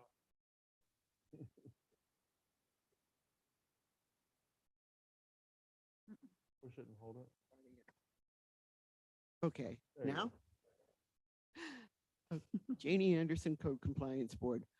First of all, the only way you could really start the process rolling would seem to be the way it's written, because how are you going to know when it goes up, when it doesn't go up? What happens is the first step in the code process is almost always, rarely it isn't, a courtesy notice. at that point, it still remains within the code officer's discretion to allow for the amount of time. It doesn't even have to come anywhere near us. As long as that property owner is working with the code officer to set a timeline. And funny you should say about the insurance plans and whatever, we've recently had such a case. It took the gentleman almost a full year. He would come back every month. He would update us. It was understandable. His insurance company was dragging their feet. He was in no way, shape, or form penalized for that. He was working with the system. So in reality, the checks and balances are there. And again, we've just gone through that exact sort of case. Perfect. Thank you. So are you guys comfortable keeping it like this and letting it work out? There is a process in place There is. clearly for it. So that was my question. Thank you. Well, this also, Then I think Veronica might want. She's nodding her. Okay. I'm okay, so- comfortable with allowing that because, you know, as a practice, right, after a storm or an incident, you know, no one's rushing out to code people, right? We're all kind of working together to get our properties back in order. Okay. And, I you know, bring it up 'cause- obviously, you know, we know how Florida is right now with the insurance market. So it's a whole other ball of wax. But we have the process in place for a reason, for those cases where someone is, you know, being negligent there with their property. So I believe that it's effective. Okay, well, I brought it up because it jumped out at me as a, whoa, let's make sure this is okay. Now, in that same section, there's a section, there's language about dirty roofs. This comes up a lot. So so it says that the roof shall be maintained in waterproof condition, blah, blah, blah, free of debris, mold, mildew, faded or chip paint, and must be repainted, recovered, or cleaned with when 25% or more of any exposed surface becomes discolored or is scaling. So this is new language. This is language regarding dirty roofs, basically. And we get dirty roofs on a pretty regular basis. And here's my concern with this. I'm not that I have a concern with dirty roofs being cited and using some kind of a measure like the 25% rule. 25% is not a number that we apply to some other things in the code. We say 50% deterioration in other cases, and then that kind of kicks code in. This says 25. But then there's the matter of roofs get dirty and you get them cleaned professionally. I get mine cleaned the guys come in on Thursday this week, actually. And depending on what's around your house, the roof can get dirty again. And you have someone up on your roof, and roofing companies will tell you, do not have people tromping around on the roof. I mean, my roofing company told me, and if they do, your warranty's, you know, done. So we put the roof on the house. So and this has been discussed before at a commission and nothing was ever done about it. Putting some language in there saying that, you know, you can't be required to clean your roof more frequently than, you know, once a year or whatever we would choose to do, you know, to put something reasonable in there so people aren't having to clean their house, clean their roof 2-3 times a year, because they could. If you have a tree over your house, in my case, it's a neighbor's tree, isn't even my tree, and our roof gets horribly stained, and we get it professionally cleaned once a year. So I bring the topic up because it has been discussed, and this would be our opportunity to do something about it. I think I've received one of those courtesy notices before, and I then acted and had my roof sprayed. I know, Madam Attorney, I'd like to just ask you very quickly. I know a lot of this came from suggestions or codes from surrounding municipalities. Is that one of those provisions that you saw in another code that maybe provided some more detail or guidance on that issue? No, that's essentially how it was in another code. My only concern, again, it just goes to an enforcement issue on that is, and you had this with, I think the shingle roof issue is that somebody can just produce a document and say, oh, I cleaned it in the last year. Who's going to vet whether or not those documents, you know, are in fact accurate and authentic about having had it cleaned in the past year? That's an enforcement issue, not necessarily a legal issue.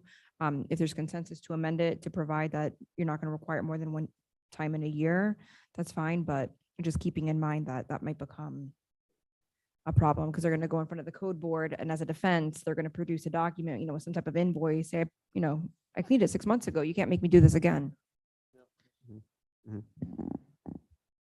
The 25% issue does pop out to me. That seems to be a very small percentage of the roof, especially when considering that it's generally a larger number when action is required. I just try to envision what 25% on a roof looks like and that it can be very small. I would certainly be in favor of increasing that number. I don't know if there's any additional consensus to move that number up to be more in line with percentages in the rest of our code. I agree. I don't know why it was thought 25% again, but and how we measure even the 50%, but it's clear to me that the 50% will go more in line with you have the chance to clean it once a year, and they should take care of this. Kind of That might help space it out. And I see that 25% again in a separate context in subsection G, which may also require increase. Go ahead. Sorry, Madam Attorney.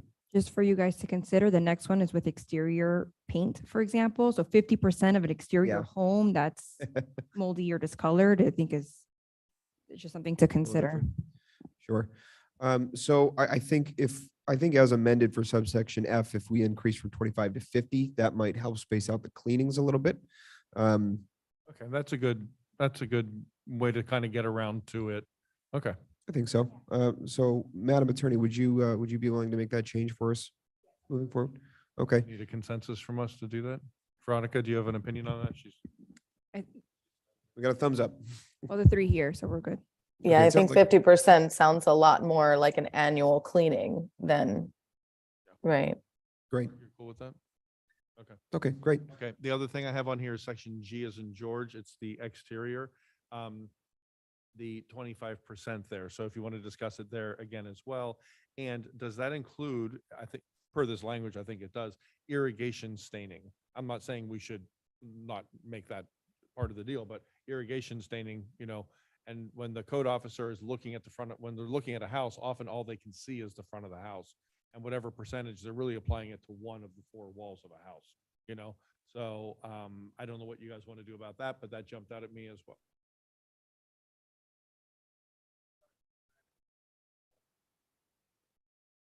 Commissioner Gonzalez, can you turn on your mic, please?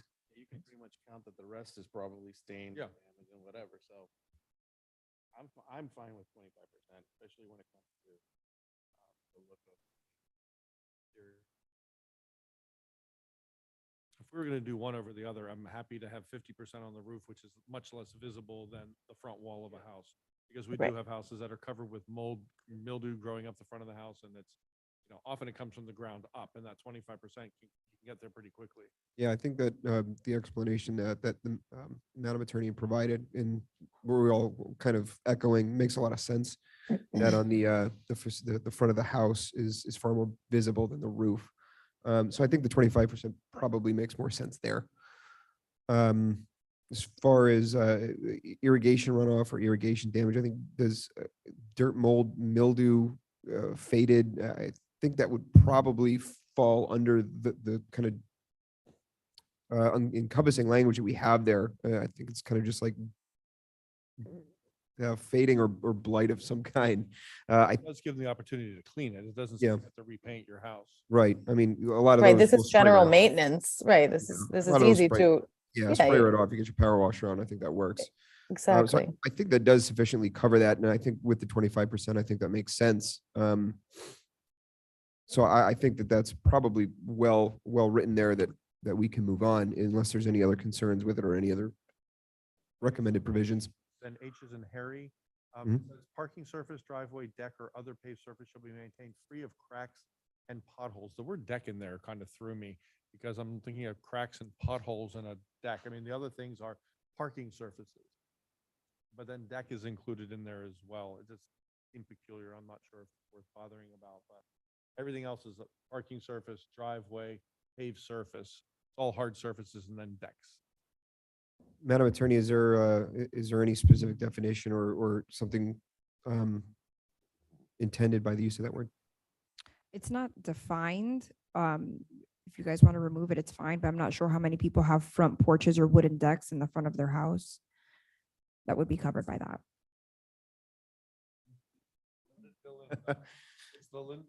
We have one.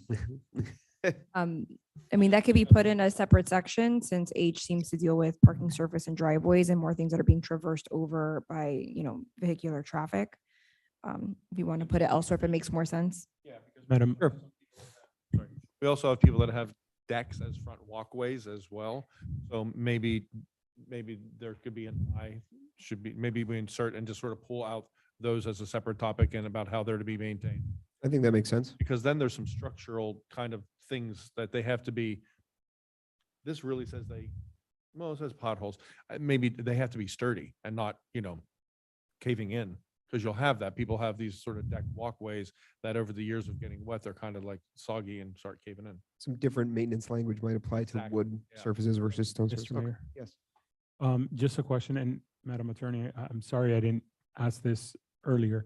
Could this be in conflict or better defined with the 50% rule on driveway ordinance that we recently did in where if it gets, because when you're talking about cracks and potholes, especially on a driveway or a parking surface, then a whole new section of the code might come into play. So do we need to kind of clarify that a little bit better so that it's not in conflict with each other and more complementary? Oh, so I guess maybe if I explain, so here, we're just providing that driveways need to be free of cracks. And that's a general rule, right? You don't want driveways that are in a dilapidated condition. However, if they have so many cracks and it's in such dilapidated condition that it needs 50% replacement, then the whole thing needs to be replaced. So that's dealt with in a separate section. But in the interim, let's say they only have a few cracks, not requiring entire replacement, they could still be cited under the code. Mario, the section you're referring to is driveways, but this would also encompass paved surfaces out in the swale, improved surfaces out on the swale, and that's not covered in our driveway code. Driveway code is parking surfaces on private property and improved, Valerie, correct me if I'm wrong, and improved surfaces out on the swale are not part of the driveway ordinance, and this would cover maintenance of those. It's part of the swale thing. Yeah, I just think the kind of most important distinction is that this has to do with maintenance and the other one has to do at what juncture do you have to replace it? Okay, so Can I just say something? When I read this, it seems to me like parking surfaces, driveways, decks. I mean, these are all surfaces that eventually will have cracks, will have some sort of it won't be, so we're saying unless it's perfect, you'll get cited. Essentially. I see that very constrictive, to be honest with you. We're talking about, again, to Mario's point, driveways needed to be 50%, of course. I mean, that you can park a car when you don't have, the proper structure in place to sustain it. But now talking about driveways having cracks and potholes, which it says, this is, in order for you to keep maintaining, it should be free of cracks. And I mean, we're talking about a very pristine, perfect kind of a surface. And these are surfaces that will get in every year, in some way or another affected by weather, by the usage of it. So I think it's very restrictive. Ultimately, that's a policy decision by the commission, whether you want to be really restrictive and have everything kind of top notch in the best condition, or we can eliminate this section and then the provision that Mario referenced would control, which is basically you can allow it to deteriorate to 50%. Correct. So that was going to say, we have standards. We're saying we have 25%, when it's the front of the house, so 50%, if it's the top of the roof, whatever percentages we're defining, it is within code to be okay. But then when it comes to the surfaces, which are naturally going to get, a lot of usage or wear out, then we need to be pristine. So maybe we apply the 50%. I completely understand where you're coming with that, and I hadn't looked at it that way. This also, if I'm reading this correctly, Valerie, it's not just parking surfaces. This is all paved surfaces. This would be front walkways, porches. So we might want to consider that. We may want to, if we want to do what you're suggesting, we may want to leave it, pull out the parking things, and keep it as a maintenance section for all the other paved surfaces. Because if without this, then we wouldn't have a way to enforce broken sidewalks, broken porch steps. Yeah, and I Yeah. think that's the point of like broken versus free of, free of cracks and, because then it will be very 'cause you're- restricted to, you can be Saying cited the for driveways are anything. being dealt with over here. And where we're saying, if you're less than 50% broken, it can stay, but over 50%, you have to replace it. So if you, yeah, because right now, if you have a tile deck, I'm thinking, actually have a tile porch, right? So if one of my corners of my tiles breaks, I can be cited. Technically, yes. Whether it would actually be Or- whether code enforcement would be inspecting your front porch for a crack in the That's the corner, other probably thing, not right? likely. So then what do we have? So that's the other thought behind it. So I think again, it's not that it's not okay to think about this. I think we're being very restricted when we say will maintain free of crack. And I mean, this is, again, is a natural evolution of the wear outs of the elements, and maybe just put in a certain percentage, which is That making. was going to be my recommendation, if maybe pull out the driveways, since that's already going to be dealt with in a separate ordinance, maintain the portion as to decks and other paved surfaces. And then if you guys want to put a percentage in that, then it could be amended to reflect that. If there's consensus for that, and provide a percentage, 50, 25, whatever it is, that can be included. What about language like safety, for the safety, because a little chipped corner on on the porch, but what came up for me when I read this section was, are we is the village holding itself to this? Because, when we walk around the sidewalks here and there, there's certainly cracks, there's certainly potholes, the basketball, court resurfacing thing, all these things that I did feel in that same way, that it was so restrictive, and we're not ourselves being held to that standard on the city side. And that's exactly what I was thinking myself, because again, we're putting this because we want to make sure that obviously the neighborhood looks pristine and careful, but I think to your point, safety would probably be the best wording around it, more than free of, cracks or. Safety, certainly. I'm glad you brought it up. They have to be have structural integrity to them, that's safe. It's a safety thing. But also we do have aesthetic concerns. So we do also want them, it's safe, but look at it, it looks horrible. It's all broken up and falling apart, but it's safe, no one's gonna hurt themselves on it. So I think there needs to be, this whole section is maintenance. It's about, we want the village to look right. A dirty front wall of a house that has 50% covered with mold is not a dangerous thing, but we just wrote code saying, yeah, but we don't want that in our village. So I think we need to apply the same level of standard here. Safety first, as they say, but also there needs to be an aesthetic concern here. So Sure. what I think I'm hearing is The percentage. Mhm. yeah, so add a percentage in there, pull out parking surfaces because they're dealt with somewhere else, and let this be all the other hard surfaces and developed areas, and that would be, that would include anything paved, the decks. Look, and people have gravel walkways and things too, and those need to be maintained also. And if they have gravel, we have people that have gravel in the front yard, and then there's weeds and grass growing all through it. It's like, okay, well, it was pretty when the day you put it down, and it's Florida. 3 months later, it's full of grass, or weeds. So we do need some aesthetic standards, is what I'm saying. So maybe we pull out all the parking stuff and leave safety and aesthetics things at a certain number for all the other surfaces. To me, this is really about aesthetics. It's not about safety. Safety is the responsibility of the homeowner and their property insurance. It's not, we can't be responsible for the safety of people on private property. It's your property. If somebody falls and kills himself on your property, you're going to be responsible. It's not going to be us, right? So I get it. It sounds nice that we care about safety, and okay, but really that's the homeowner's responsibility. This is purely aesthetic situation. Now, my question is, okay, so let's just use steps as an example, right? So you have concrete steps, right? So if we put a percentage on that, we're going to say, what are we saying? 25% of the steps got to be falling down before we say, oh, that's not good. You need to fix it. I don't know how you do that. We are doing it with a driveway right now when we're saying 50%. Yeah, that's true. That is true. And we also have people, remember, this would also apply to, well, Valerie, you confirmed it. It would also apply to the homes that do have sidewalks. We have homes that have sidewalks. Yeah. And they're responsible for maintaining those sidewalks. Is this written as a private property only kind of a section, Valerie? Or would this apply to private, or would it automatically apply to public property that the property owner is required to maintain?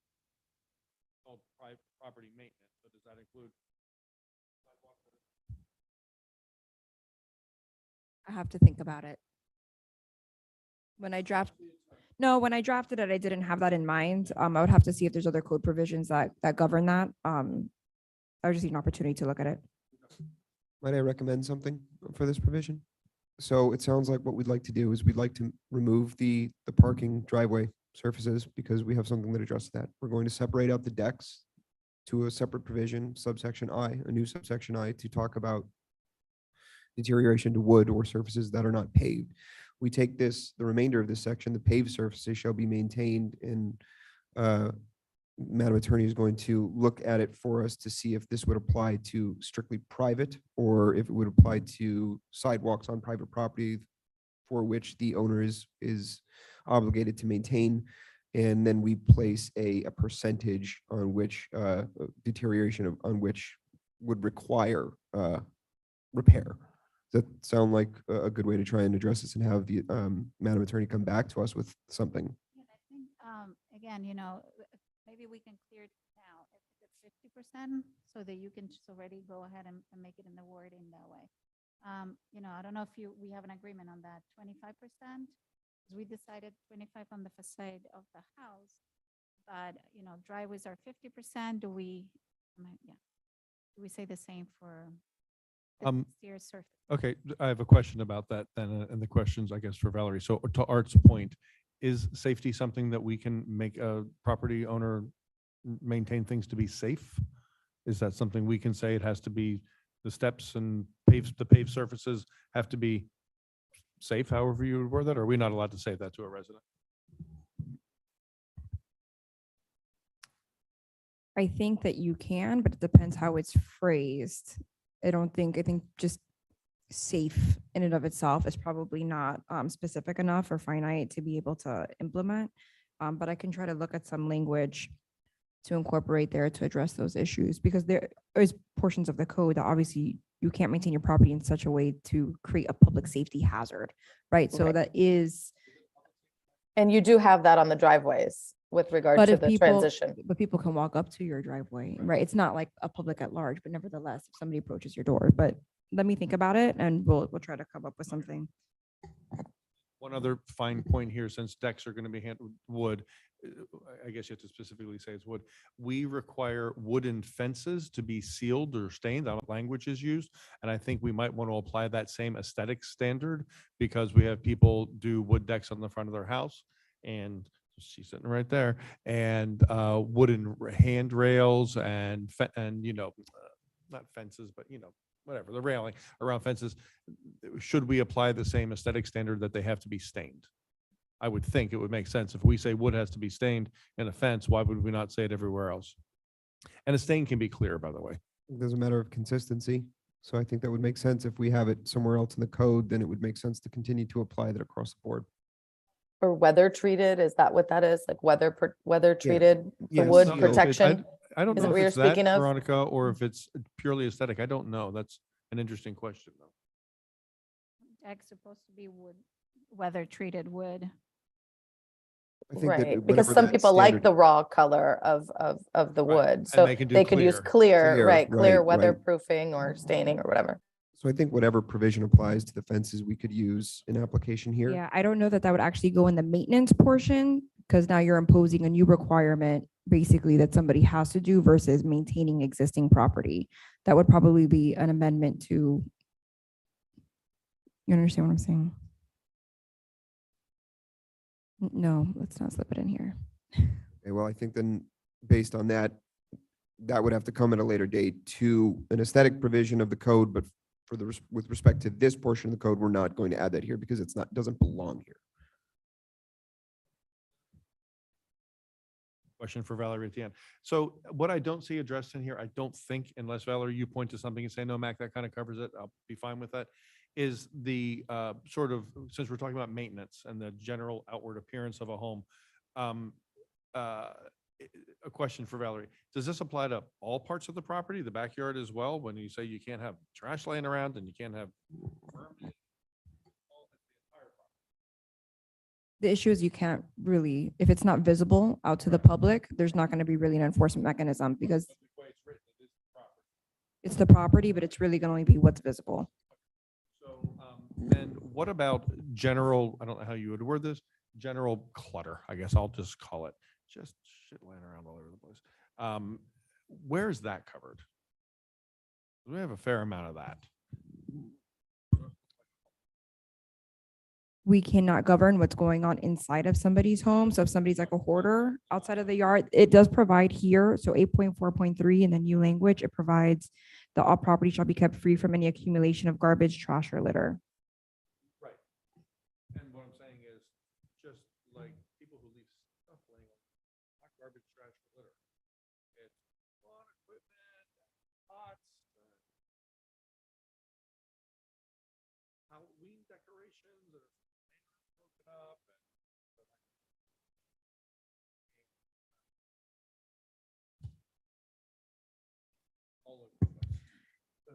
I think the difficulty is that what you're describing as a cluttered mess, depending on what it is. I understand if it's broken lawn chairs, stuff like that. Obviously, that would be, I think that would fall under trash and litter. Yes, but if somebody has lots of plots and perhaps eclectic taste, and that would be different. So, Like an indoor sofa, outdoor. right, if they have a leather sofa abandoned in their front yard, it's something different. That's kind of what I'm talking about. We have a certain amount of all of Yeah. that going on, and one man's trash is another man's upholstered sofa. Okay, so Valerie, then my last question to you is there anything that you know of that other communities do that we should consider really kind of run through all of that? I don't know how much cleanup you did versus. This covers, and I serve as a special magistrate actually for code for another jurisdiction, and this covers all of the issues that you typically would see. I would defer obviously to the chair of the code board if there's any other issues with property maintenance that aren't already covered, but the code board's vetted it. If there's something else that they would want us to consider, then I think they probably would have heard it. You're satisfied. Yes, I think this is much more enforceable and a lot more detailed than what was previously existing. Thank you. Thank you, Commissioner. Madam Attorney, I have just one question for you with respect to subsection I. Included in this definition or included this subsection is temporary lighting, but it's used in the context of holiday decorations. That temporary lighting isn't meant to target something like tea lights in someone's side yard, is it? Because we do have, we see people with their tea lights kind of strung up on like the side of the house. I just don't want those people to run afoul of this. Yeah. I understand the intent behind this, I think, and I certainly don't disagree with it, but, you know, I have those, you know, the tea lights in my backyard. I mean, it's my backyard, of course, I understand, but just like to get your thoughts on that, please.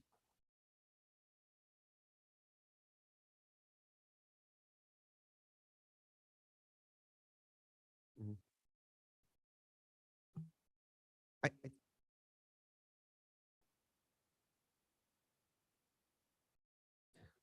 Madam Attorney, I think your mic is off. If we could remove temporary lighting and just keep it temporary exterior holiday lighting. I think if that's the intent, I think temporary exterior holiday decorations and lighting, I think captures that. I certainly didn't read it to mean that way. I just wanted to be careful with that. So I think maybe temporary exterior holiday decorations and lighting, I think would be fine. And my only other question for you from a legal perspective, since this targets, so to speak, which may be too harsh of a word, religious observance, would you foresee us running into any First Amendment issues? No. Okay. That's it. Thank you very much. What I'll do is I'll research it further just to be certain. And if there is, I'll bring it back for second reading. You know, with some religions and some events, it can extend beyond certain periods of observance. That's what I would have to look Tiffany. into. now Yeah, that you if you wouldn't mind, just from a litigation standpoint, I would appreciate that. Thank you, Madam Attorney. Do we have any other discussion on this item before we go ahead and in understanding that there's going to be some revisions coming back to us? Would we, Madam Attorney, I'm sorry, Mr. Mayor, if I may. Madam Attorney, is the changes so substantial that it should come back for first reading, or should we entertain a motion for approval as amended? Well, for first reading, I think we're fine. Correct. So between first and second reading, we're fine. It's hard to tell. The commission oftentimes makes more substantive changes on second reading that weren't anticipated. So I can't say. If you guys are comfortable with kind of the changes we made, you don't think that we're really going to be making any big changes next time, then we can prepare it for second reading.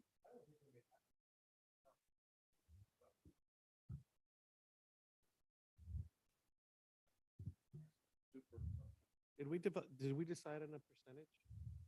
Or the, not the driveway stuff, the other stuff? 25%. I would tend to agree with Commissioner Kennedy. I think that we've made enough that you can make those revisions. You know exactly what we're talking about, and I think. Then you would approve it on first reading as amended. Yes, correct. I think so. Madam Clerk, I'm not sure if I caught the motion.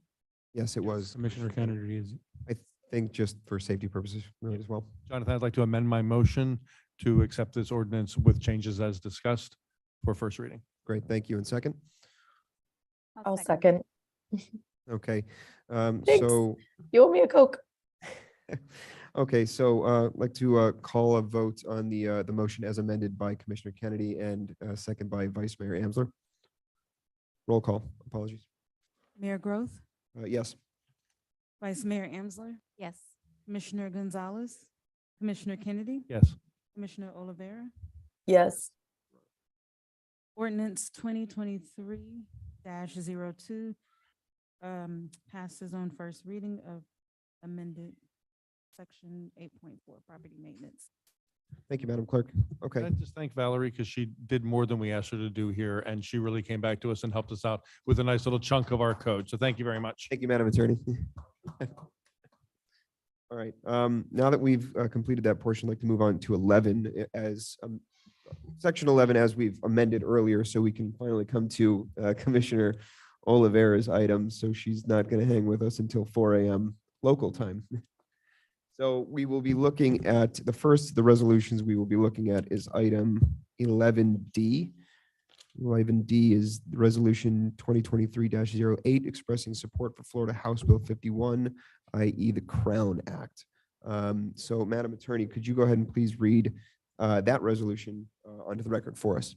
Yes, Mayor, thank you. A resolution of the Village Commission of the Village of Biscayne Park, Florida, expressing support for Florida House Bill 51, i.e. the Crown Act, urging local state legislators to vote in favor of the aforementioned bill, directing the village clerk to transmit a copy of this resolution, providing for severability and providing for an effective date. Thank you, Madam Attorney. Okay, so what I'd like to do at this point is request a motion and second to approve the resolution as read onto the record.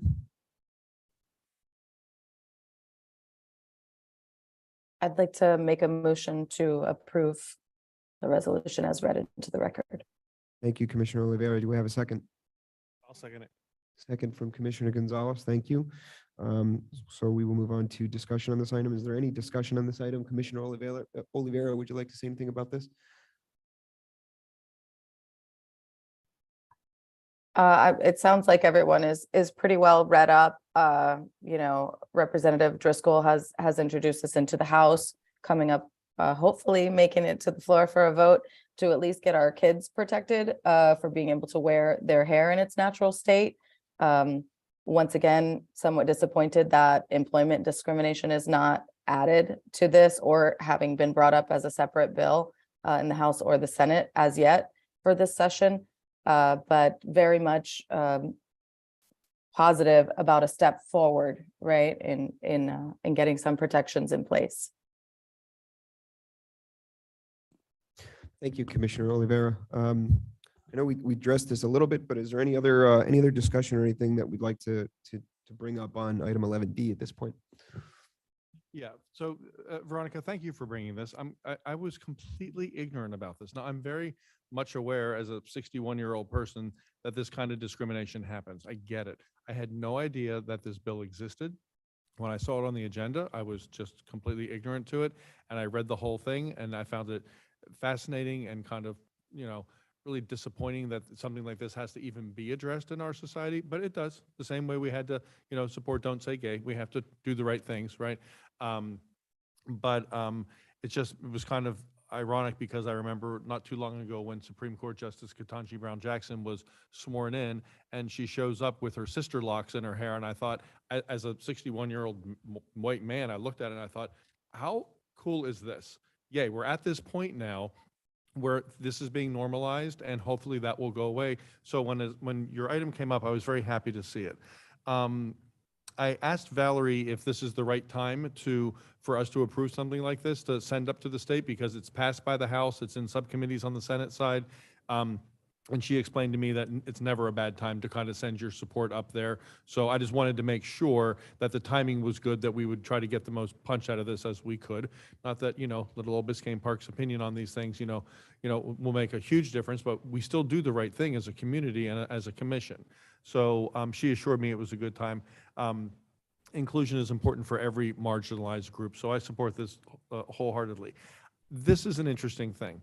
I was so disappointed to read this in the bill. So I read the whole bill, and throughout the bill, it talks about, I'm probably going to use the wrong phrase, but classes of students, because we're talking about students here, K through 12, classes of students who cannot be discriminated against. You can't discriminate against them for their gender, their race, their national origin, and it lists these things. And what this bill is seeking to do is to include these hairstyles under race. So the word race implies these hairstyles. I get it. I was so disappointed that gender identity and sexual orientation are not included on the list of things for which you cannot discriminate against a student in public school in the state of Florida. I looked at it and I'm like, this is a mistake. I emailed Valerie. I'm like, is this a mistake? What is this? She's like, no, it's not in the existing, because they're amending their laws. Kids in public schools in the state of Florida are not protected from discrimination based on their gender identity and their sexual orientation. It's horrifying to me. So, I don't know if it's appropriate, but I'm fully supporting this, Veronica.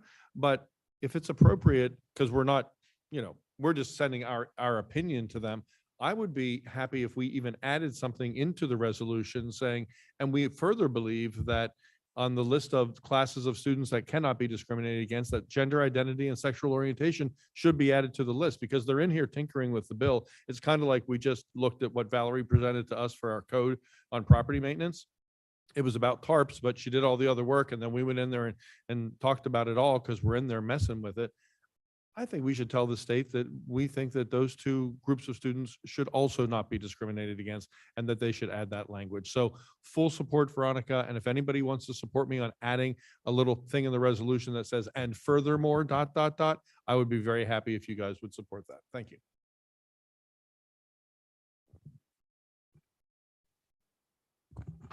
Thank you, Commissioner. Commissioner Oliveira, do you have anything further to add? I read this and I appreciate you bringing it to our attention. I'm fully supportive of it.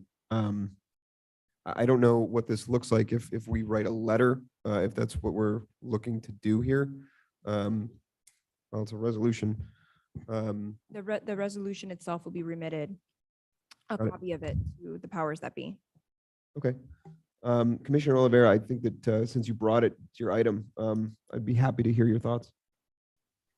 In all honesty, the only thing that I really wanted to add was, my disappointment that employment discrimination is not a part of this bill. Although, I have to take what I can get. I'm very, having been in this this life for almost 45 years now.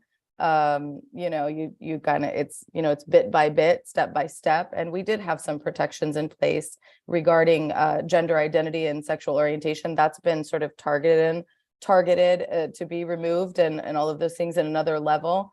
You know, and speaking as a queer person myself, I don't know that it's appropriate to add in another class of protection, because I don't see where this is about the broad protection. I'm not 100 on that, I have to say. Although obviously I'll go with the commission if it's a couple of lines. I just kind of I didn't see it as an issue that we could piggyback on this time. I really saw it as a focused issue on Black kids and no longer getting suspended, coded, expelled from school for not conforming, right? For not putting products in their hair that conforms to European beauty standards. And it's just kind of long past due for this very basic right to be codified. Well, look, all we're doing is sharing our opinion. So if we could add Of our course. opinion on other things, and if you wanted, Veronica, if you wanted to add in workplace as well, just so they know our opinion on that. We're not one of the people who votes on it. We're just sending our opinion up to them. If you wanted to add that in, I would support that as well. It doesn't hurt. I mean, they're letting us know Well, our Fentrice opinion. did, and Representative Driscoll did add in the history there regarding workplace discrimination, and it's her bill. So I'm just writing in support of her bill is where I'm focused at with this particular resolution. Although, as you know, I'm supportive of of gender identity and expression for students and all humans. Well done. Okay. Thank you. Thank you, Veronica, for bringing it forward as well. I'm all on board. Me too. Yes, we do. So thanks everyone for supporting this. I think it's important. So I'm very glad that it was brought to our attention. I'm very glad that we are passing it and in paying attention to this. So again, thank you to everyone up here for supporting it. Okay, so having had discussion on this item, I'd like to go ahead and move to vote and ask for a voice vote for all in favor. Yes. Yes. Yes. Yes. Fantastic. Great. Okay, so again, Commissioner Oliveira, thank you for bringing that to us, and I'm glad that we are supporting it. So that is 11D.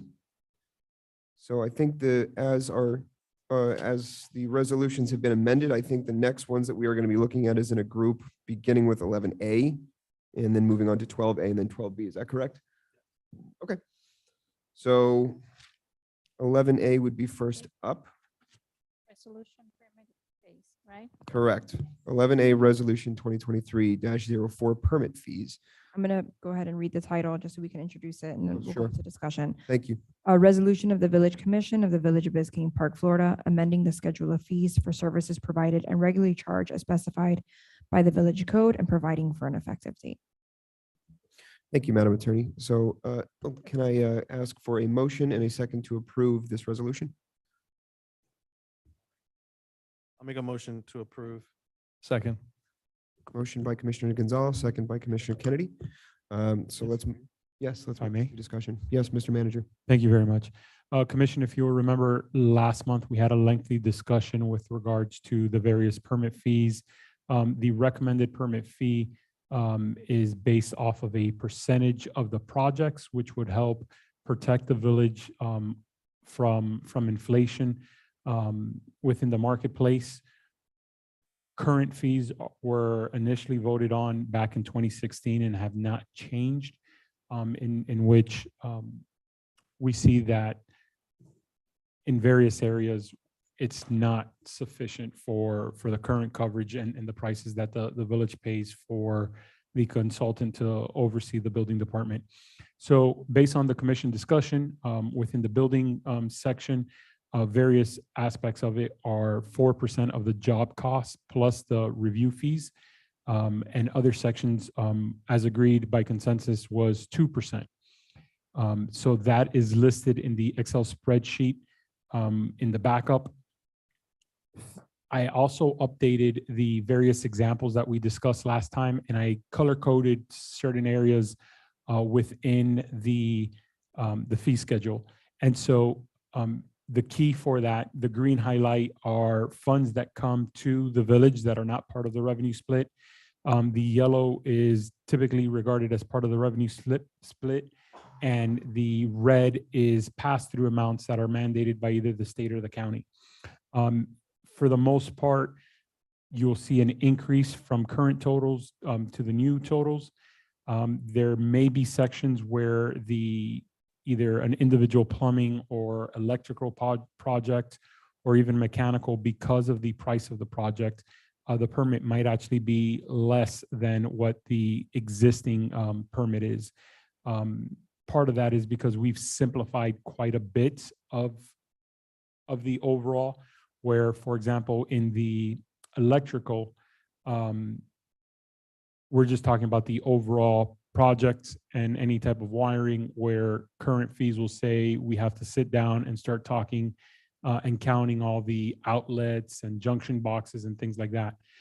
So there would be an overall savings because staff and our consultant no longer have to spend a ton of time trying to add all those things up because we're just going off of a percentage of the overall project. So I tried to kind of simplify everything and take out a lot of the pre-discussion recommendations from a year or so ago, and just what we all had consensus based on our discussion. Pedro Martinez is our building official. He's also here in case you have any questions. But I think we're in a good place.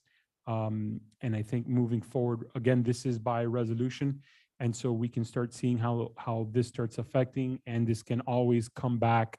And the intent is that every year or 2 years that the commission sees this again, so that we can make any adjustments if needed. But hopefully none are really going to be needed because we're working on the percent. So is 4% and 2% the sweet spot? Maybe. Maybe it's 4% and 2.5%, or maybe it's 4 and a 1. We can kind of see that as we start looking at the end of the fiscal year and we start talking budget, and we can start seeing how this is starting to move forward. We're gonna take our best stab at it now, and we'll see where we end up. Correct. Okay, thank you, Mr. Manager. We'll go ahead and move on to commission discussion on this item.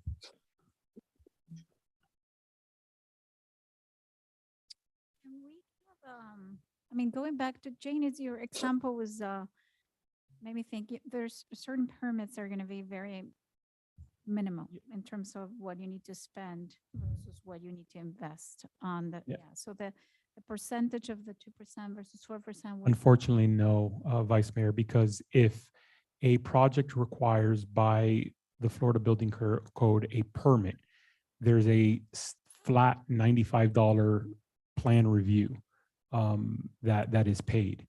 And so our inspections are essentially what get paid based off of the revenue split. But the plan reviews, if you notice, it's $95. So unfortunately, if it was a $200 rail, which kudos to Bob for being able to do that.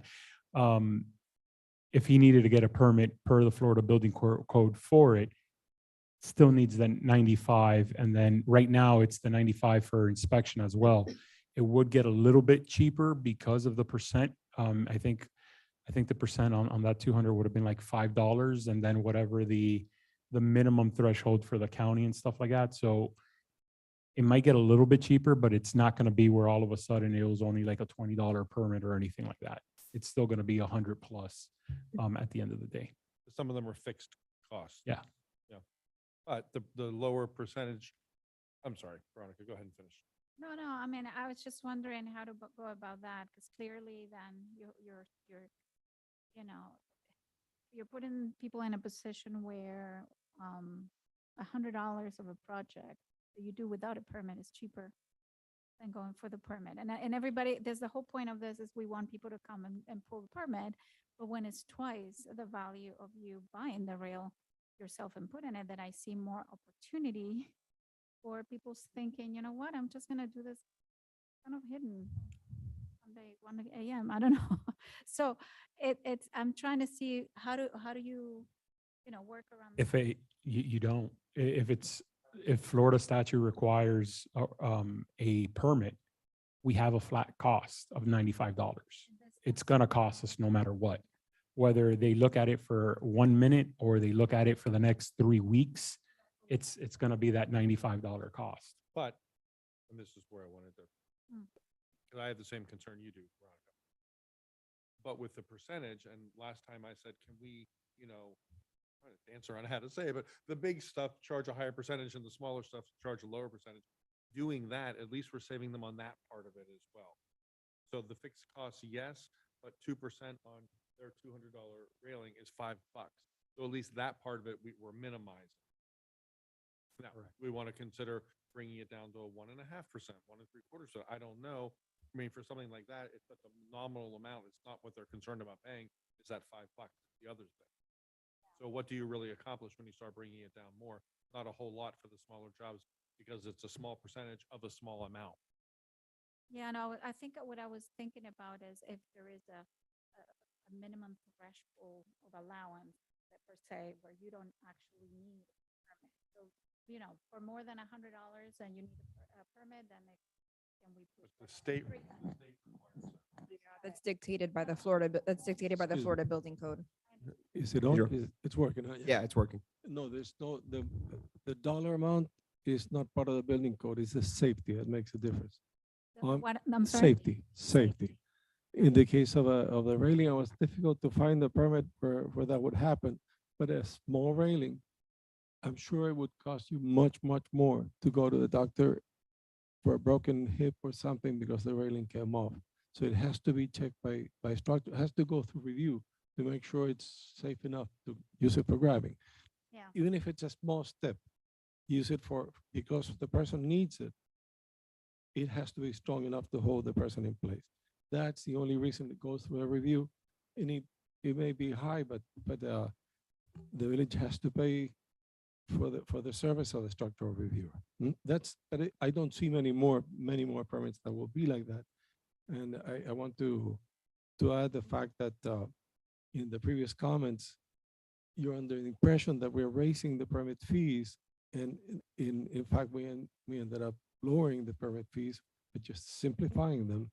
And we're also getting rid of a permit fee that's there, that's been obsolete since 1995, and adding 2 small permit fees that we have to pay the state, DVPR, which is 1% of the permit fee and 1.5% of the permit fees. They're not being collected now. They must be in our code so we can collect them and pay them to the state. The DCA fee that's obsolete is part of those 2 new fees, and it's still in our code, has to be removed. And I think Mario included removal of that. It is very important that we do it before we get in trouble with the state. But for the small permits, it's down to 2% from 3.5% and 8. In plumbing, it was 8.5, coming down to 2 for small repair permits. So, and we would try not to overburden the reviewers or the public. The spirit is to have safe things. So if it's not needed, we will not do a review that's not necessary. We will not make the user, because I would get in trouble as a building official too, because this is not a money-making machine. It's just paying for your safety. So from the discussion that we had last time and the discussion that we're having now is that we have a flat fee that we have to pay. We cannot get around it. And it's about $100. And there are small percentages that we also have to pay to the state. Otherwise, we will get penalized by the state. Is that right? Correct. And also, we're Just trying to for, simplify and I'm the- sorry, Pedro, just for clarification, all the county and state required fees we are collecting and we are transmitting to the proper agencies. Right. That's good. In a different way, but has Oh. to be modified, so. Okay. So first and foremost, we just want to be sure that we are charging only those things, what is absolutely necessary, because we want to avoid being penalized. That's important. A smaller cost now can avoid a large penalty fee from the state or the county. And it sounds like that we've run the numbers, and the splits that we discussed last time have been applied. and it mitigates the impact on the smaller permits. And while maybe increasing some of the revenue to make up where we're losing that on the larger projects, and the numbers that we are looking at based on projections are going to help the building department sustain itself financially moving forward. Because I know that that was one of the things that we were talking about was how do we split up the percentages such that the building department is not operating in the red, because that's important. So based on the projections that we are looking at, is that what we're hearing, that these projections appear to do that? We believe so. Okay. That's good. It's an educated guess, but Exactly. Mario, let me ask you, how is the building department looking, like financially, currently through December, to budget? so the unaudited reports shows the consultant with $0. You should see, I don't know if the check went out in February or January. So it would depend when it would show up. But we just paid 92,000 to the consultant. Of the 92, 65 or 70 are for building official reviews and stuff like that. The rest have to do with the building assistants and the code supervisor, not necessarily coming out of the building department. So they caught up now for this fiscal year. Yeah. The revenues, the revenue collection piece. Revenue, give me 1 second and I'll go back to the agenda.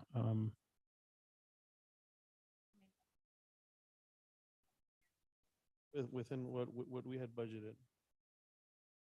Not within this guesstimate, within our budget. Yeah, because we haven't changed anything yet.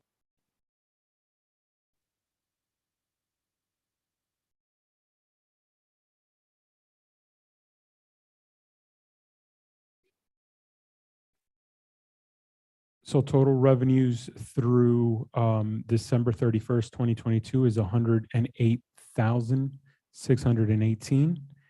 And total expenditures is plus other. Total expenditures, if we count the 60,000 that we just finished paying, comes out to 112,160. So expenditures are about $4,000 more than what the revenue is. Right, but as far as what we had budgeted to collect through December, as opposed to the actuals, what was that? What was the difference? Budgeted is 149, actual is 108. So we're way off pace.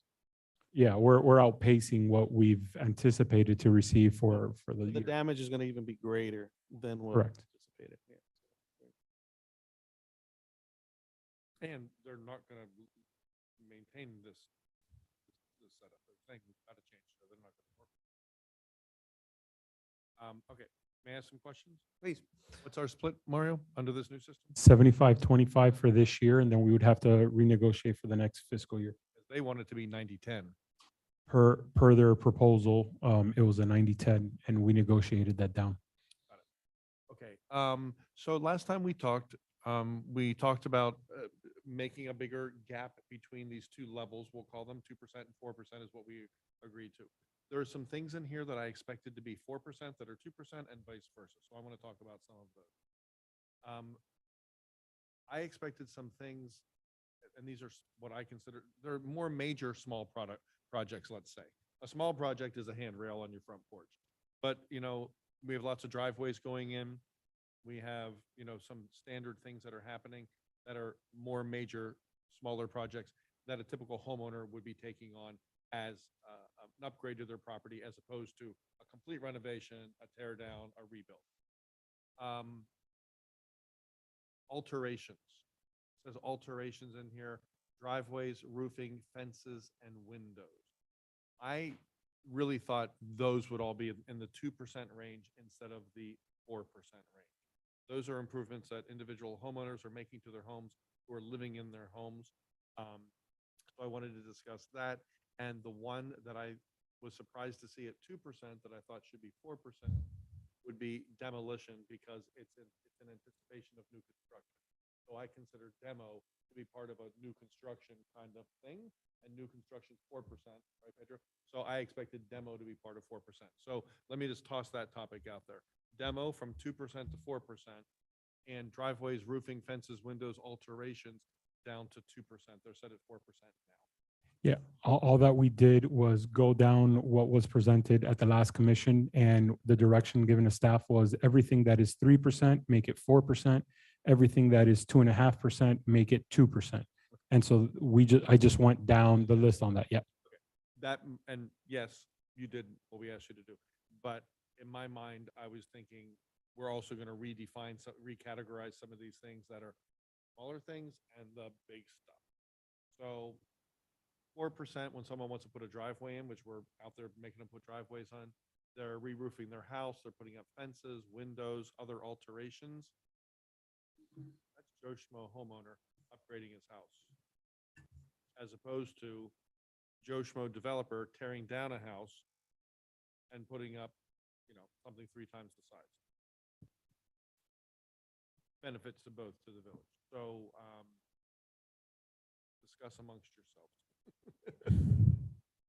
That's my big comment on this. Yeah, topic. and just to clarify, we're not discriminating against anybody who I wishes to, understand. I knew to, to that build. never was coming for the record. So I see, that's why last meeting I was like dancing around, didn't know what words to use. So I did wonder, I would agree that I did wonder because I thought we said, residential projects, and now we have quite a few driveways. So I thought that was that like driveways and such were going to be at the lower percentage and more so like new construction tear downs. That was my understanding. Massive projects were going to be at the higher percentage. But I did just want to take a moment to say thank you, Mario. I know you have worked so hard on this, and that the building official is here again. Thank you, Mr. Martinez.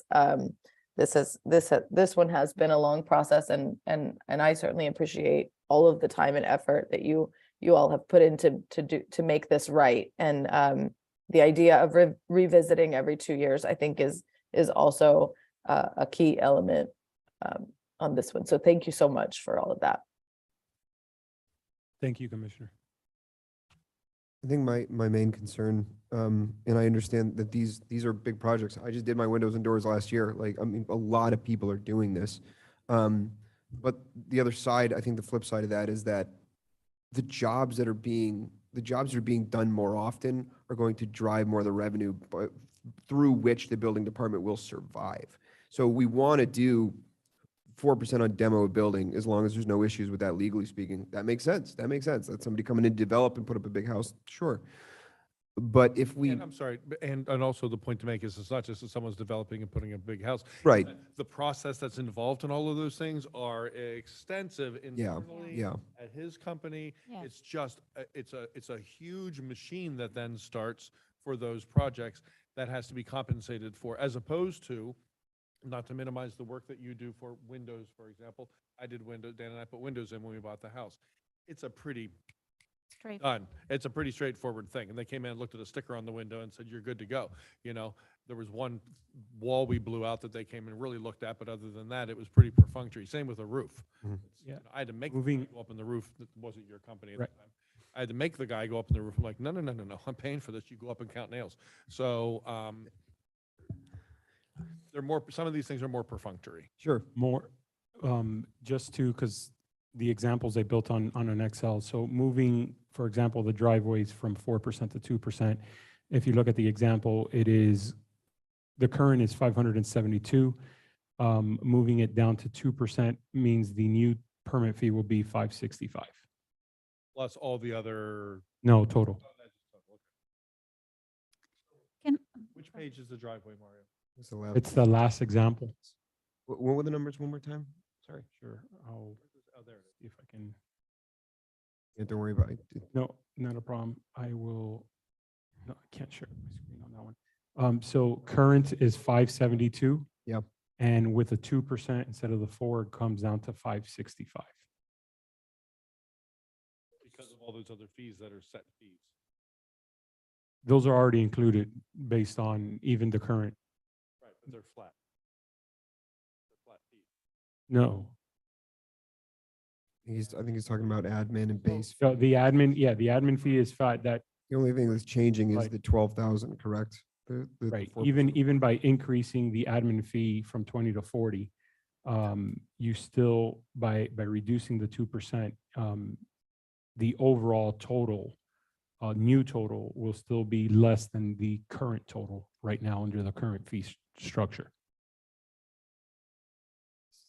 So in some areas, yes, like for an electrical and plumbing and stuff like that, for the most part, under new construction, even though the sub-permit for those individual classifications may be less because it's part of a master permit for new construction, the overall total for that project is going to be higher.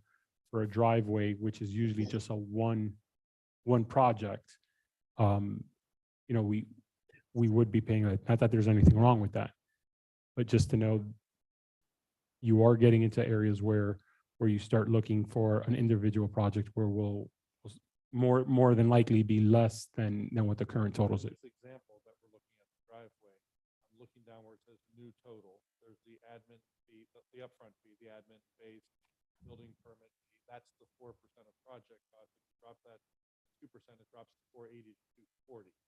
Mm-hmm.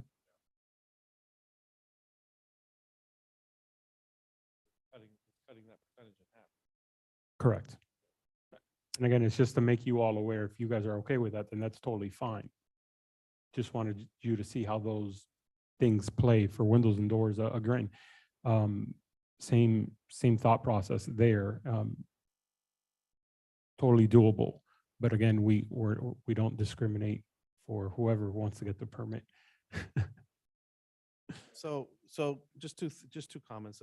Number one, we haven't touched these rates in many, many years. So this is something that should have been done already. Unfortunately, we're dealing with it, but it is what it is. So we're here and we'll get this figured out. The second comment is that the bulk of the majority of the revenue that is produced by the building department is not giant projects, right? They're the middle projects, you know, the roof. Everyday stuff. So that's where the meat of the revenue is. It's not, you know, we can't wait for a giant project to come up to try to make the money. This is where we need to raise revenue because we're running such a red, so badly in the red building department. So that's based on those two things, I'm fine with the way things are currently. I reviewed all of it and I'm perfectly fine with it. So that's where I stand with this. Just a quick question on that. In Commissioner Gonzalez, I agree with you. I think my concern again is just the viability of the building department. And it would be great if we had, you know, a demolition every month to make up our building department. But I think the likelihood just seems very, very low. We have quite a few projects now that haven't even gone in for permitting yet. I mean, they're just sitting there, they're just starting. I mean, Gage had like 4, I think. Yeah. Were we talking, and just remind me please about trying these out, and when we were talking about reassessing them or looking at them again? We would do those overall analysis during budget season to see, based on the contract that we got to renegotiate, what are our fixed costs and stuff like that. So that's always a point of conversation that we have every year for the department. Can we, jumping ahead, one of my notes farther down, can we, whenever this is done, Mario, can we get a monthly report of the money collected? It doesn't matter what it's for, just a whopping total and what our split was from it, so we can see each month what this looks like as we go, so we're not looking at it farther towards the end. I'd love to, if we started it today, I'd love to see in the month of March, here's how much was charged altogether, here's how much went to CAP, and here's how much went to the village, and money went to other places as well. So our net at So the I've end got a of the month, portion of that I already give you on a monthly basis. So in the manager's report in the building section, you'll see that, for example, in this month, it says that for all permits in December, it was 19,122. So I can further break that out so that you can see the revenue. Is that our net? That is the total for all the permits for the month of December that were feed out. Because we collect the money that is then sent elsewhere. Correct. That's what I'm asking. Is that our net? Or is that before you pay out to the county, to the? That would be whoever? that would be the net. It is the net. Yeah. Okay, okay. And you have in the revenue report, so it was budgeted at 149,000. We, as of December, for against 149, 108, correct? So we have about 30% up to December that we're off. And the total. I'm sorry, can you repeat? So if that? you go to the, let me see, so the page 7 on your report financials, the revenue portion so far, so we budgeted for 149,000 and up to December 31st, we've only collected 108. Am I reading it correctly? The 149 is, remember, for the building fund, because you can never guarantee the amount that you're going to receive. It always comes off of what someone actually applies for the permit. We always budget at essentially half of what we did the year prior.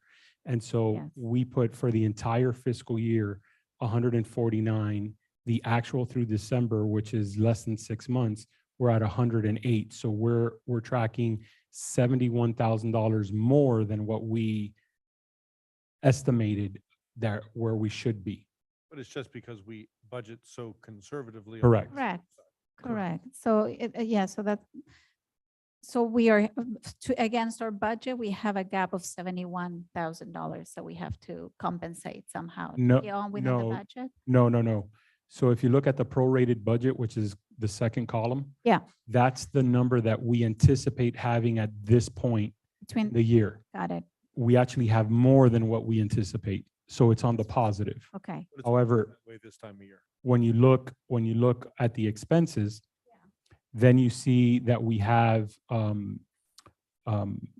essentially a $20,000 positive, because here we're not showing the contractor's Yeah. expenses. So if we add the contractor expenses, which will cover through December, you add another 60,000 to the 52, and that's 110, right? So we're in the negative there, and we're short based on expenditures and what we've collected in revenue, about 4,000.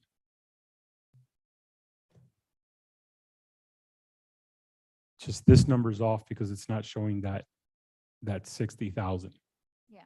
of expenditure. And there is no way to apply the exercise you did against the adopted budget? I know, don't kill me for asking this. But The I'm just asking, exercise- you have done, so you grab the prior year, you multiply it by 50% to be conservative on the Okay, revenues. that I we're understand gonna your get. question. So is there a way to No. apply the same math? I'm not going to say no. I'm sure there is a way. But the percentages are based on the individual permit that's taken out. So to go back on last year's overall revenue as a total, I can't just say, okay, for 25% of that revenue, I'm going to apply an addition of 4% and try to get, there's no way. I'd have to go to almost every individual permit to redo that fee and then tell you what that revenue is. Hmm. Because the fees are, you could have, in 1 year, you could have, let's say, 100 new construction projects. But the next year, even though the revenue is similar, you just had a lot more roof permits and less total project new construction. It's not the same permit every single year, so everything is different.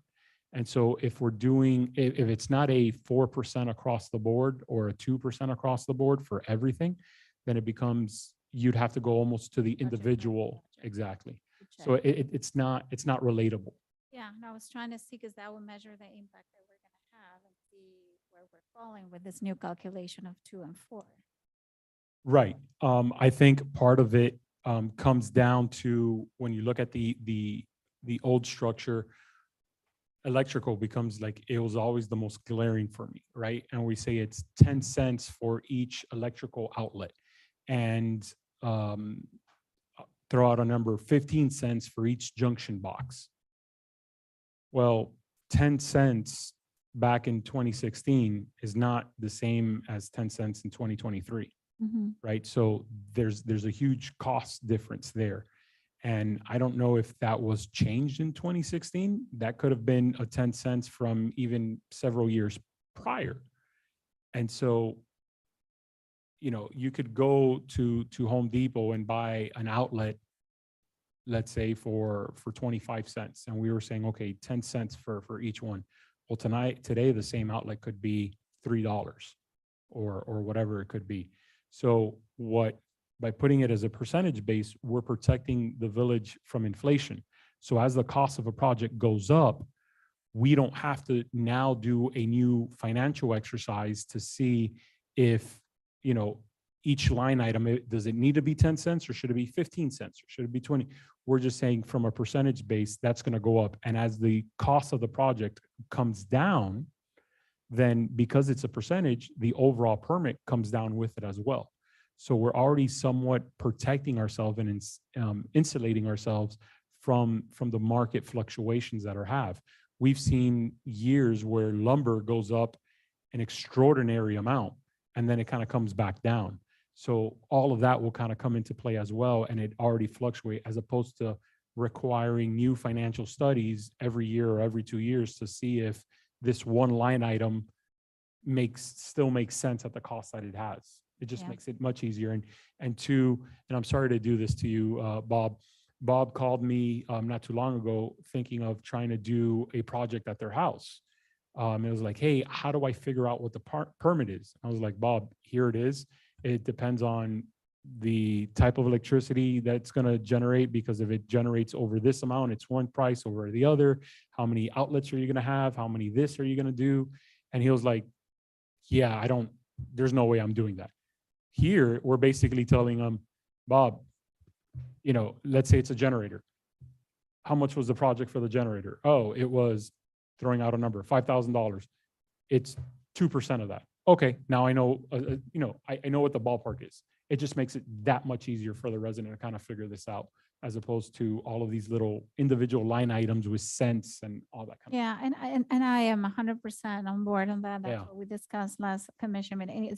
It was more about, can we compared versus what we budgeted for the year using the same logic that And- we're trying to do. And it's one of the reasons as I've told all of you, I'm ultra conservative when it comes to budgeting and even spending, because I recognize it's not our money. And from one year to the next, especially with the building, you know, is there room to recognize a higher revenue source? Yes, there is. We could, instead of saying 50%, we're going to budget 75% of the revenue we got the year before. But I'm not guaranteed we're going to have the same amount of projects, or we might have the same amount of permits, but the projects are now windows and doors instead of large amount of roofs, and all the driveways are now, you know, everybody's caught up and we're not doing that many. And when we do this next year, it'll be the first time we're looking at a partial year of this new system. And then So we better be really a year and a conservative half because we don't- before we get a yeah, full year. Yeah. right? So I think we're taking the steps in the right direction for it. I think we're protecting the village as best as possible, not only from the resident perspective, but also from working with our vendor, right? Because that's where you get part of the concern of, well, why I want a 90-10 split, because I want to mitigate as much risk as possible. And the way that you all are structured, there's no way that this could be sustainable, especially with the cost of employees and all the other overhead that a company goes in. They put all of that into their bid, right? So I think we're going to be in a better position, and a year and a half from now, Yeah. we can definitely come back and say, hey, 2% is too much. We need to reduce it, right? And we're supposed to be doing that per Florida statute regardless. And so it is, if you have an overage, right? So if you're collecting more money than what you can spend, you got to reduce your permits. And so like like our building official mentioned, this isn't supposed to be a profit generating department. And I know it's a little long-winded, but I hope I gave you the full picture. Yeah, no, and again, for me, it was more trying to see if we can compare apples to apples. The answer is no. And then the other one was other fees. We have other fees for planning review, other fees, permitting application fee, other fees. So we're talking about fees instead of percentages. When we do this switch, how is that going to be affected? I mean, this is a big portion of the budget that we adopted. You understand what I'm trying to see? So on page. Yeah, those are, 7, those are built in. So if you look at the spreadsheet, you'll see it's 4% plus a plan review fee, right? So you have the plan reviews, and so we can just take out those $95 that are done for that, and we can see that is a separate kind of line item, right? So we see where that comes out and how that's paid out. Home occupation is not really in here. Because that's not a building or anything, that's more of a code department, but it's collected through the building. Variance application fees, those come whenever someone wants to apply for a variance. And so that is landlord application, same as home occupation. It's 25,000. Yeah, and to the credit, both home occupation and landlord, we have a diligent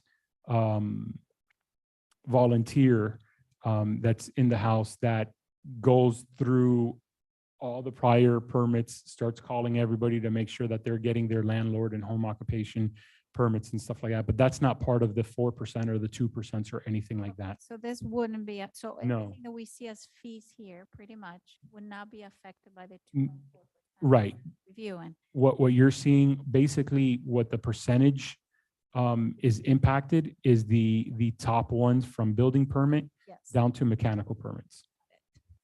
which is what, about half of the, The majority.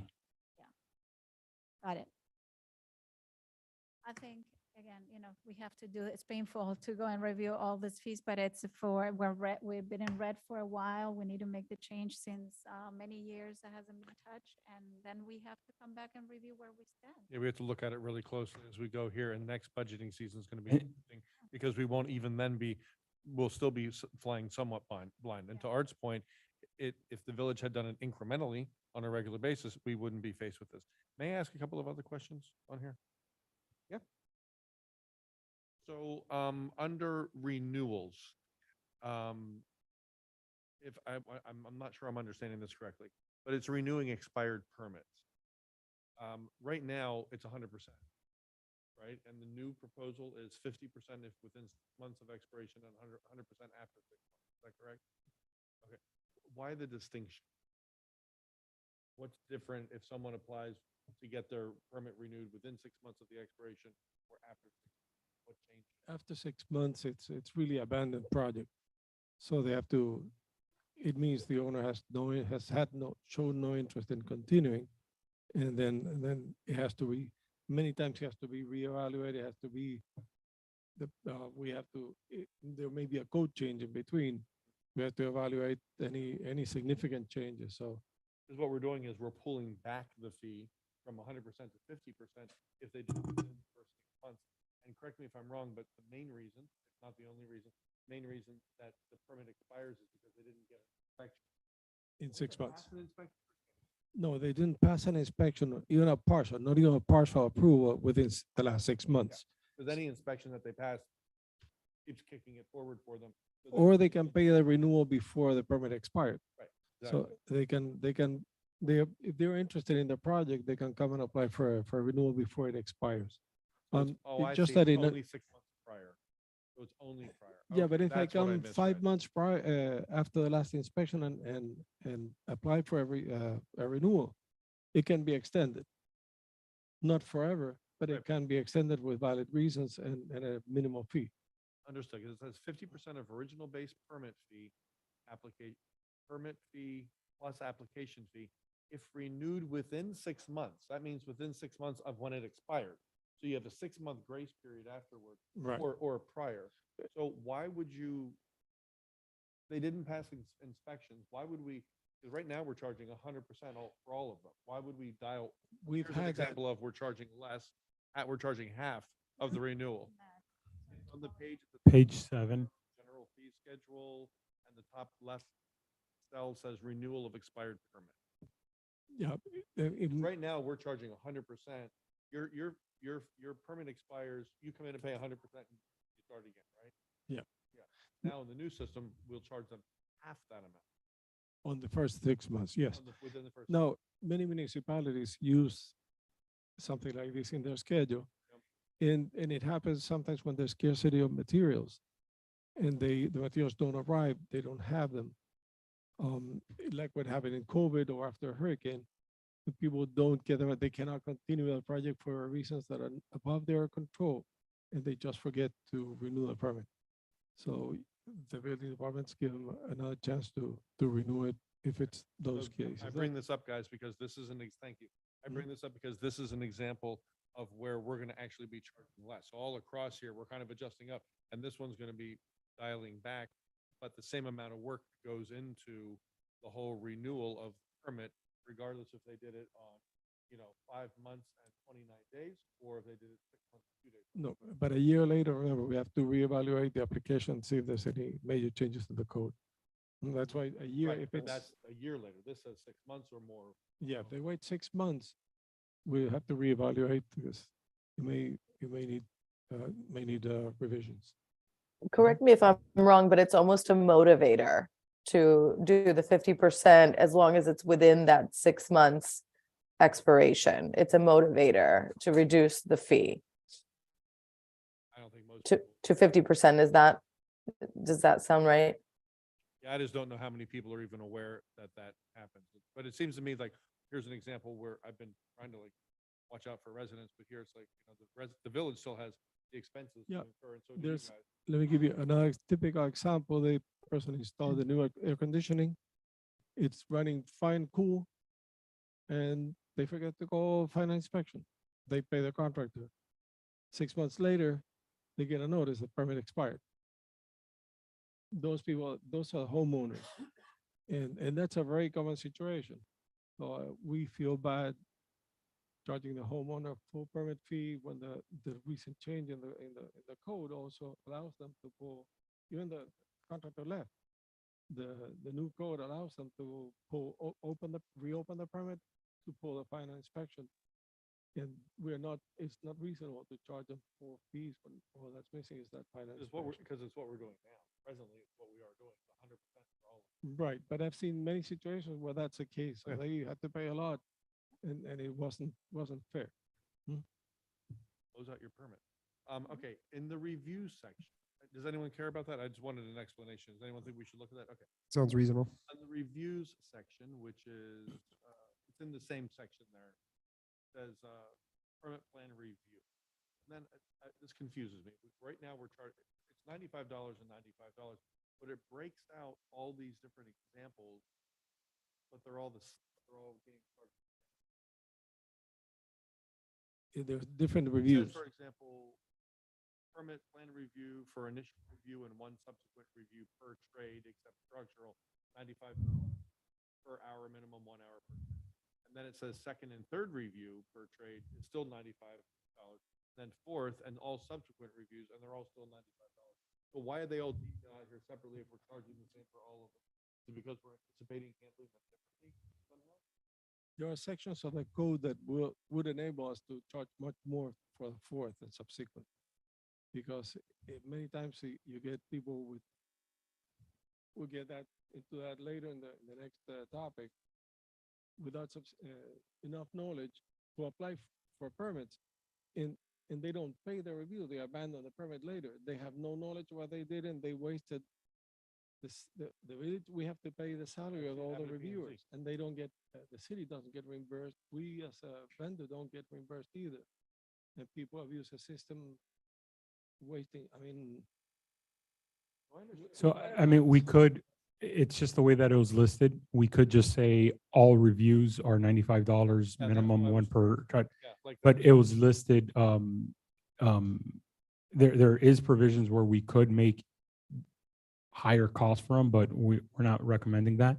But it was just how the overall document was structured when we were writing it out. That's what I'm curious about, because it's broken down as if it was set up to charge different fees, but it. Yeah, we could do that in the future, and it's allowed in the chapter 553. But you don't think it's something we should do? Not now. We have to see. I don't have enough experience here to see how much it happens. Okay, fair enough. I just didn't understand it because they were all the same fee, and I thought, is that a mistake or what this?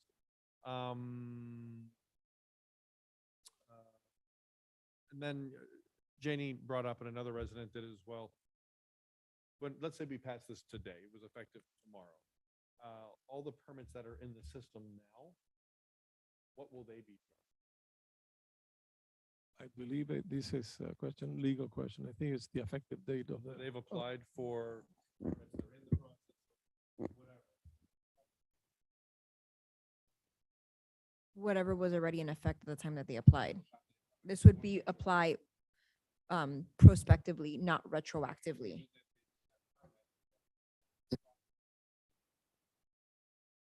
My recommendation would be to apply whatever was in effect at the time they applied.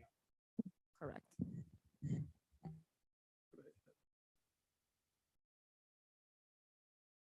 so then the other thing is, my first thing that I brought up.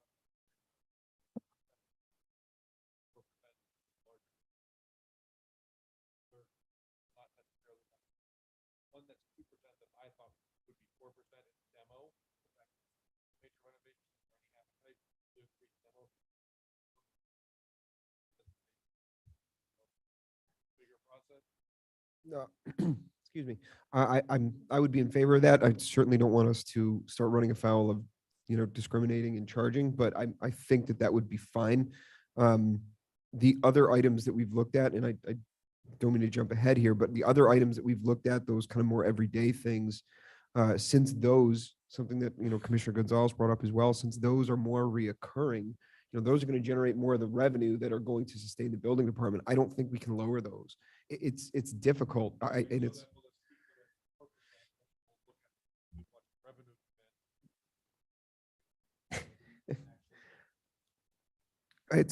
Yeah, and that one change, the demolition one, I think would be fine at 4 because it's a much larger job. The only thing, the difference between that one and the other ones, and I think is why the initial recommendation was less than the 4, is because for the demolition, you're doing a 2% of the job plus a review, plus a plumbing and electrical sub-permits. So it's not just the 2%. With a demo, even though I'm just going to demolish everything, they got to get a sub-permit for electrical and plumbing as well.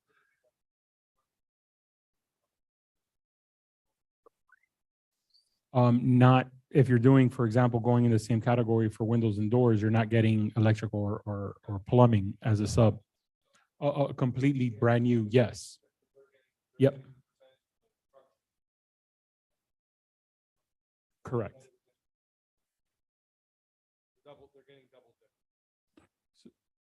So here for demo, it's 2% plus 2% of the plumbing plus 2% of the electrical. So it's almost like they're getting charged 6%. That's accurate. Yeah, but on demo, you're getting rid of it. You're not going to use it. There's still a process. Yes, sir.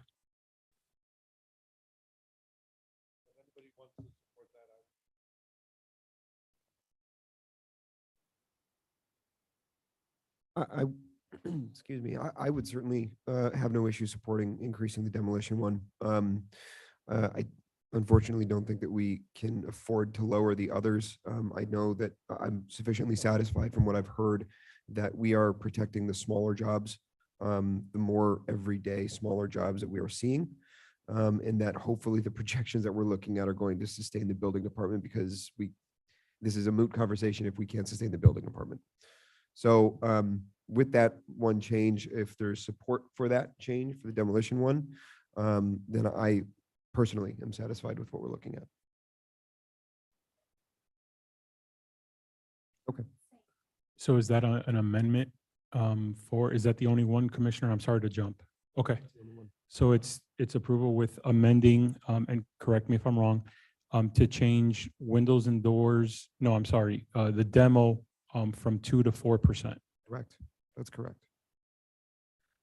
And so it goes when does it go into effect? Um, As soon as- essentially tomorrow. And then anybody who applies for a permit as of tomorrow would fall under this structure. Anybody who's applied already and is already in the system would stay within the old fee. Yeah.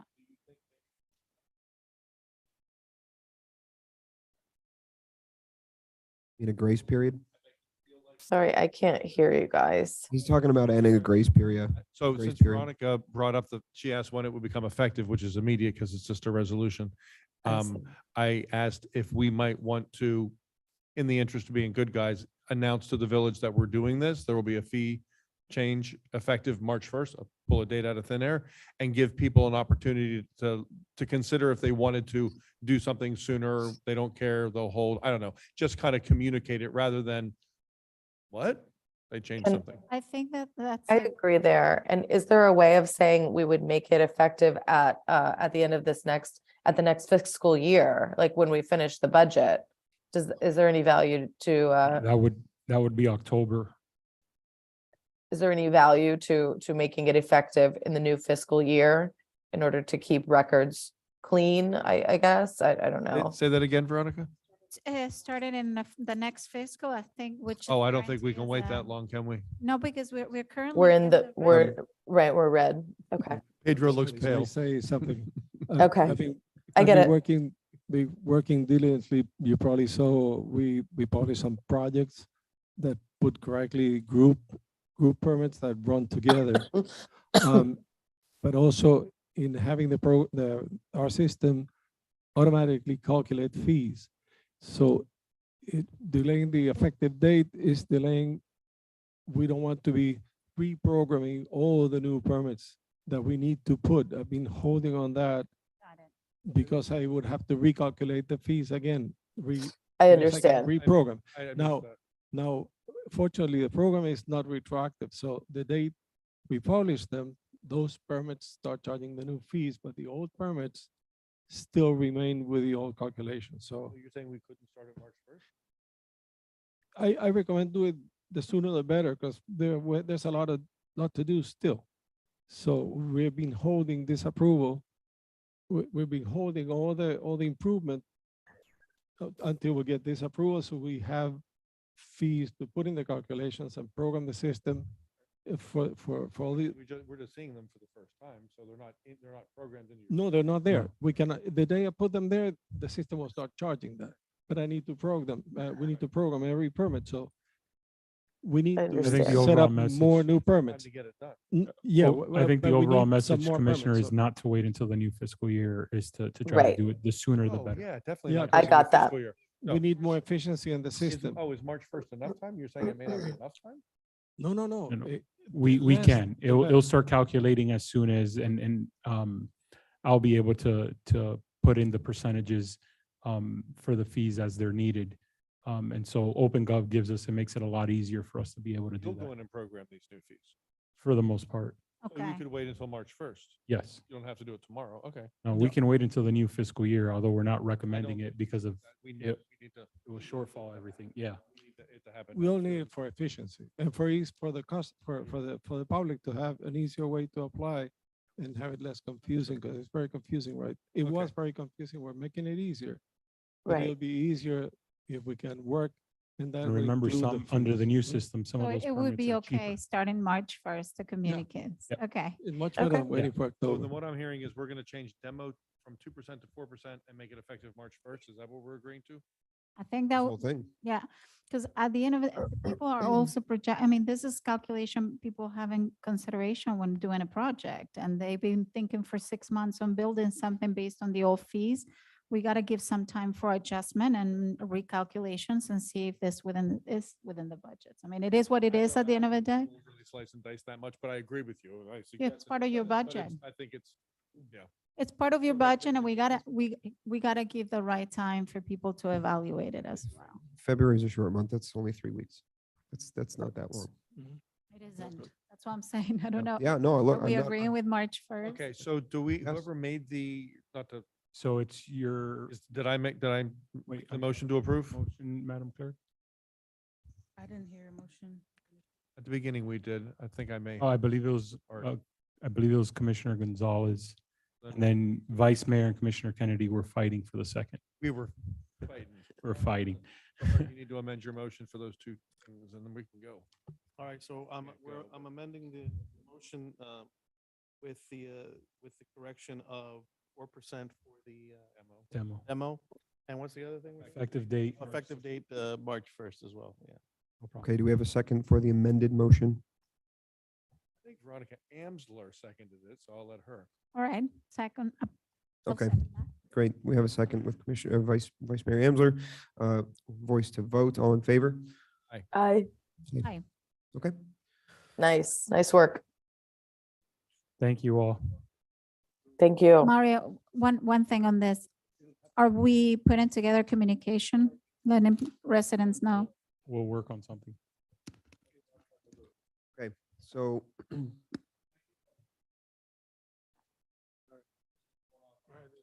Thank you. thank you.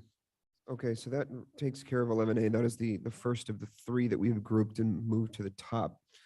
The second of which is 12A, which is old business bond requirements. I believe that was the next one. Okay, did you say? Correct. Yes, 12A. Commissioner Kennedy, will you do the introduction, please? Yeah, sure. This was something I brought a while ago. So in our code, and I haven't read my own item for a minute, so bear with me if I stumble over this a little bit. But in our code, it doesn't require, it gives the authority for the building official to require a bond to protect village property when there's certain construction going on. So if someone's going to pull a permit, do work on their home, and if the building official thinks that there is a likelihood that public property could be damaged, a median, it happens, trees knocked over, just happened, or anything else damaged, that the building official can require a bond. So I think does it say $5,000 is the flat fee? I believe $5,000. And that they pay, this is a little confusing to me, but it sounds like they pay it to you. And then if something goes wrong, you would issue a stop work order. They have to, or you use the money to make the repair, and then they have to replenish the bond up before they can start work again. But it's all at the onus of the building official. So can you explain what I wanted to understand is, when is it being used? Because as far as I know, it's never been done. Correct. And we've had, it's never been done since you've been here at least? None of the records that I've seen have ever shown that we've required a $5,000 bond on a property for new construction or anything like that on private property. We typically do it as a village for our construction, and that's Your required. construction. Correct, for public right of way.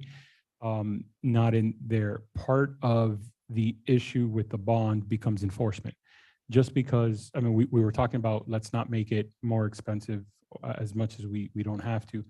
Requiring an additional $5,000 could be quite a bit, but then being able to use the $5,000 is going to require proof that it was that construction project that caused it, right? So if that project, for example, has a excavator and we see tracks, because they're not on wheels, tracks coming from the property onto the road becomes damaged, then we can make that assertion of saying, hey, yeah, this came from yours.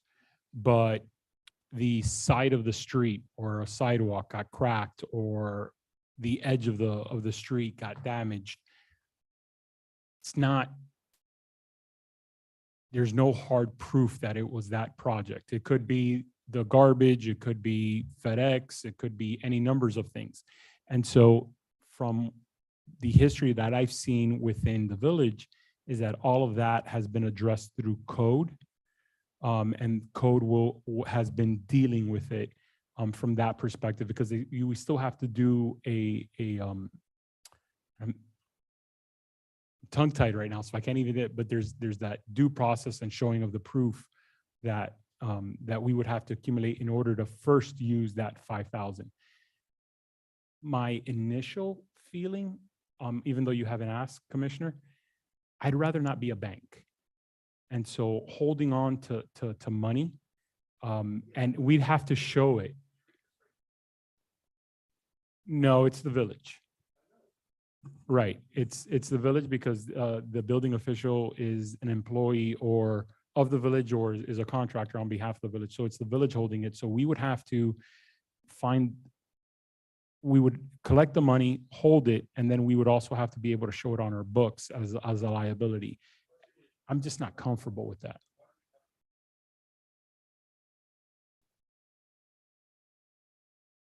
Yeah. I'm sorry. So the question is, why is it in our code then, if we're not going to use it, if it's not really usable? We do have these situations that happen from time to time. Sometimes it's very clear. You can point to the damage came from there. Sometimes they don't even argue with you. They say, Yeah. yeah, sorry. Like the guy who knocked over the tree. That tree still hasn't been replaced, has it? I'm not sure which It's tree you're been talking over a year on 119th Street. It's been over a year and that tree still isn't replaced. If I'm not mistaken, I could be wrong about that. But the tree's gone. And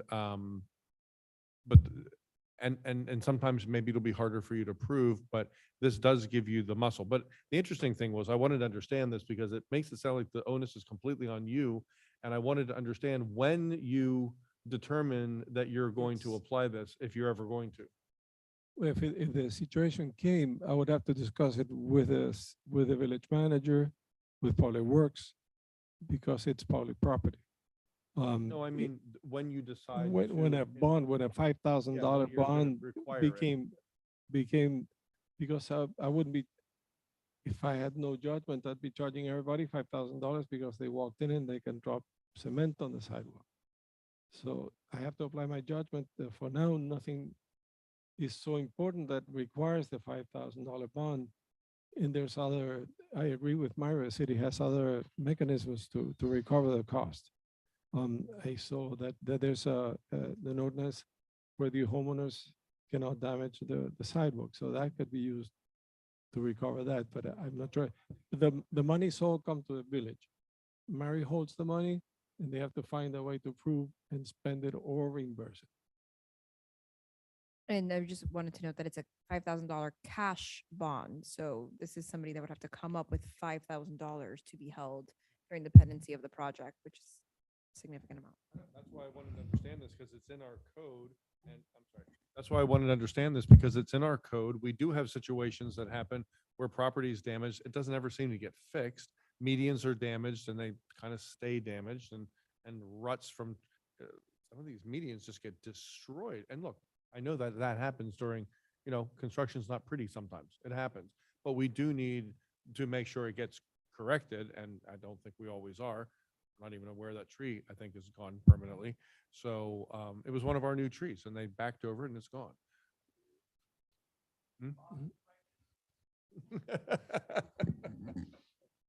Yeah.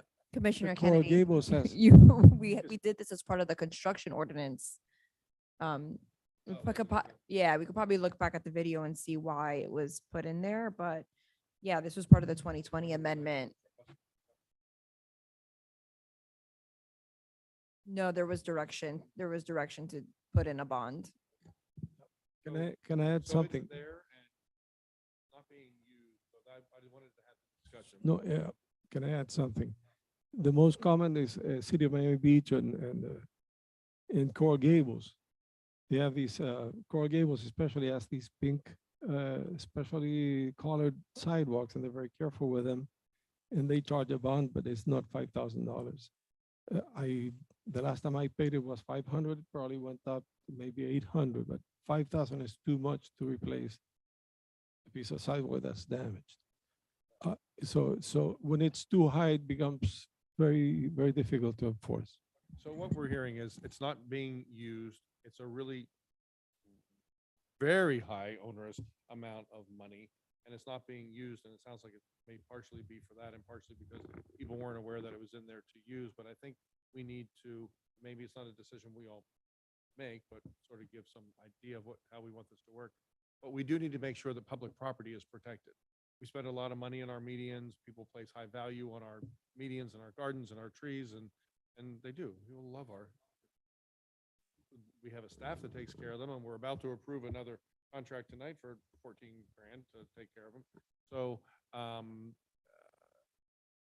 we need to protect our public spaces during construction, and there needs to be recourse somehow. So if the recourse is code, if the recourse is this, it seems like this mechanism is in place. We need to do something. I think that is best code enforcement. Miami Beach, for example, has an inspector will go and mark the cracks on the sidewalk before a project starts. And that's a cost for the city. You're saying our code department should go do that. Yeah, there's a On the cost. sidewalks, you're giving that as an example. But an example, code enforcement goes and will mark defects first. So they take a picture of the existing defects.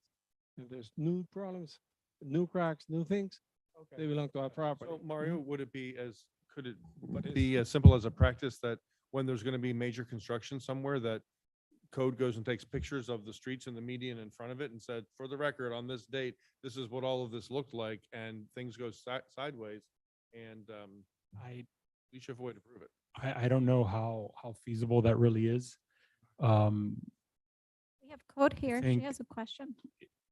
Yeah, with regards to staff capacity of how they would do that, I don't know how feasible that is. I think maybe what we can do as part of the permit process is require the applicant to supply current pictures of the private property, swale, and the adjoining roadway as part of their application. So then we have documentation of what it kind of looks like at application.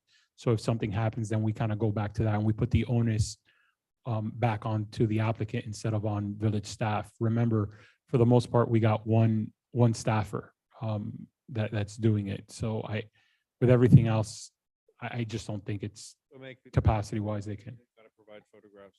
Yeah. Look, I didn't come here with a solution. I came here to understand the process as it's written and whether it was being used or not, and to say we need to protect our public spaces because they are getting damaged. And it's a drag. Some input from code. Janie Anderson, Code Board Chair again. Question, if we're going to make it a code issue, which ordinance would they cite under? Is the construction ordinance tight enough referencing public property that you could cite a homeowner for any damage to the public property? Because before we decide it's a code issue, you got to make sure that there's a tight enough ordinance that they'd have teeth to be able to cite that homeowner.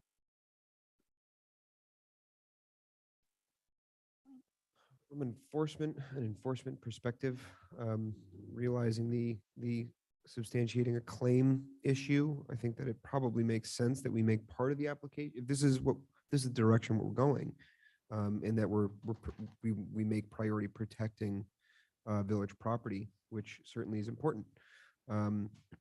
Making that an issue, substantiating any claims, I think it does make sense to have pictures be provided by the applicant, rather than trying to put it on the village, because there will be plenty of village resources needed to enforce this type of thing. I think that's probably a good start, and we can, I think, maybe talk about how that's going to Said look. something's documented then. But we'd have to be very clear what it is. We want them to provide pictures of the road in front of the house, any sidewalks, the median, if you're on a median, I don't know, come up with a list of, this is what we need photos of. Otherwise, you'll have people send a picture of. Right. It would be easy to add that into a permit requirements. So require document pictures of the property. Mario, what do We you think of describe that? it properly. Yeah, I think that becomes the easiest thing to do. And what we can do is research this a little bit further to kind of address any of the concerns and to see if we do need to change anything within the code itself to further. I'm looking at the section 5.3, and I know it talks about property owners and responsibilities for public right-of-way and swales and things like that. But I don't know to what extent. So we're just going to need some time to kind of go over that and kind of bring something back if there's any changes that are needed. From an administrative standpoint, requiring those type of pictures, I don't think we need to do that on the code. That's something we can just do ourselves as part of the permit act. but we'll need to do a little bit more research to see how that comes, and we can bring that back to the commission once we do. So I have a quick question on enforcement for our attorney. Is there any method by which we could bring these violations or damages to a contractor, since the contractors are insured, try and make a claim on the policy? Not through code enforcement, but if you're able to ascertain that it was in fact a contractor, then yeah, you could. We have to send a demand or something then? Exactly. Yeah. Trying to figure if there was a way to streamline that so we could try And- and cut the homeowner out of the equation when available. But it doesn't sound like we'd be able What to do I'm that outside. kind of- of struggling with, and again, I kind of looking at this for the first time, I'm not sure how it's effectuated through code enforcement because how, I understand you cite them with the code, they violated the code for damaging public property, but it's going to continue to accrue until they're not going to correct it. So I guess that's kind of what I'm struggling with is what's the correction of that code violation? The building code has a section for protection of adjacent property and protection of I'm almost sure protection of the probably right of way too. So a stop work order could be issued probably. I have to Right, but- check it. I have to check on that, but I could Right, so I stop just the kind of job. have to think through and just look at other codes and see how they do it, but generally speaking, a code violation is issued, the violation continues to accrue until correction, but in this case, what would be, Well, it wouldn't correct the public property. Right? They'd have to pay. It depends, it depends on what it is. Right. No, They'd have to pay Right. for, the villages or whomever to correct it. So, right. It's not traditionally like a code yeah, mechanism. I mean, Yeah. that would be a lawsuit. You would sue them to correct. right. I would have, again, let me just think, We would have to kind of, search it. Yep. That's just kind of an odd. just off the top of my head, I would think of it almost the same as when we go on someone's property and cut their grass, right? The violation is for the actual cost of that, where, hey, Public Works, it costs $300 to cut your grass. So that's what the fine will go for. That's what we'll put the lien on. But we'll have to kind of talk that out to see how that would work out. Because at the bare minimum, you want to cover whatever the village expense is. Okay, so can we all agree that Mario will come back and give us some options about how this can be handled to protect public property and make sure repairs are made? We'll have, our village attorney bring some ideas on what enforcement. We'll would work look like. together. Okay, very good. Okay, Okay, thank you for hearing out that, guys. I just wanted to make sure that- okay. Veronica Olivera, you're a trooper. It's 4:30 in the morning there. She's gonna power through 24. I'm getting very hungry now. It's time for breakfast. It's gonna remind her back to her Vegas trips where you just stay up all weekend. Right. It's not exactly. In Finland. Okay, so I think we have some direction on 12A. So the last of the three that we moved up would be 12B, owner builder knowledge test. Mr. Mayor, if I may, I'd just like to, overall, it started with how can we make the overall process more efficient? And it's something that Mr. Martinez has seen not only at the county, but in other jurisdictions. And so he brought the idea forward. So I'll let him kind of introduce and explain the intent and everything behind it. Great, thank you, Mr. Martinez. Yes, thank you, Mayor. First of all, the intent is the actual form warns homeowners, the form that they sign, the homeowner build the affidavit, warns the homeowner against people posing as contractors without a license, wanting to use this loophole to get a permit as a homeowner builder. And they get people who do very bad work that produce very bad plans. It's one of the examples of people who go through, I had one in a Portal that's gone through 14 plan reviews for that reason, 14 reviews to get approved for a little enclosure. So they abuse the homeowner's not there, they use the improper materials, they do not pass inspections. So that's the intent. The intent of this is stopping those people from abusing the public. And as an example, and I know I'm cutting in, I'm sorry, relative here, I think it was maybe about 2 weeks ago, we had a homeowner come in and their doing a project, and part of the project is the roof. And so they wanted to talk to the plan reviewer as to why his was being sent back with a bunch of comments. And the property owner couldn't answer the questions. Like, how did he calculate this? I don't know. Why are you using this formula? I don't know. I'd have to go back and ask the contractor. And so in certain situations, it becomes more of a risk, where then the person, in the case of El Portal, 14 times $95, you're talking about over $10,000 in plan reviews, just to save a couple $100 on the contractor side that you didn't want to pay for them to do the permit.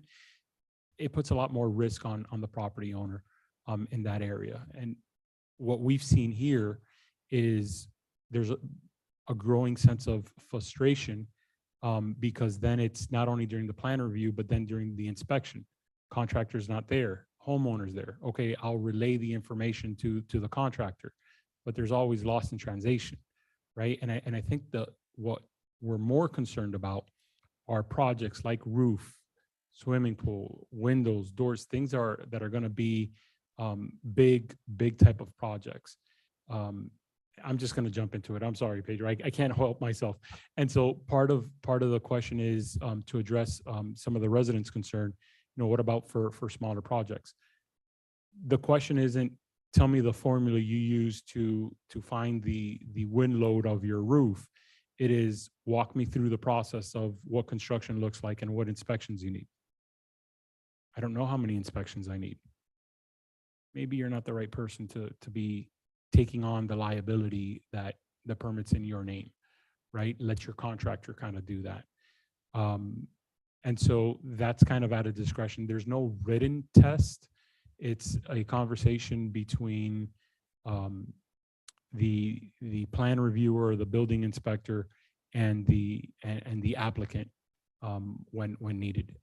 Pedro, do you normally do these just in person, or do you also do it over the phone? Like, how do you do that? No, it has to be in person. Has to be in person, and the homeowner has to identify himself, because I've seen many cases with somebody posing as the owner. This is the contractor coming to take the test, and the homeowner doesn't show up. So it has to be a homeowner by himself, not with a coach, by himself. The questions are very simple. Verbal, it's verbal. We don't want to publish a list because it'll be easy to learn the list of questions and then pass the test. The idea is to ask simple questions related on the permit you submitted. So things that you would have to think about when you apply for the permit, and know a little bit about what you're doing, so you can supervise or do it yourself.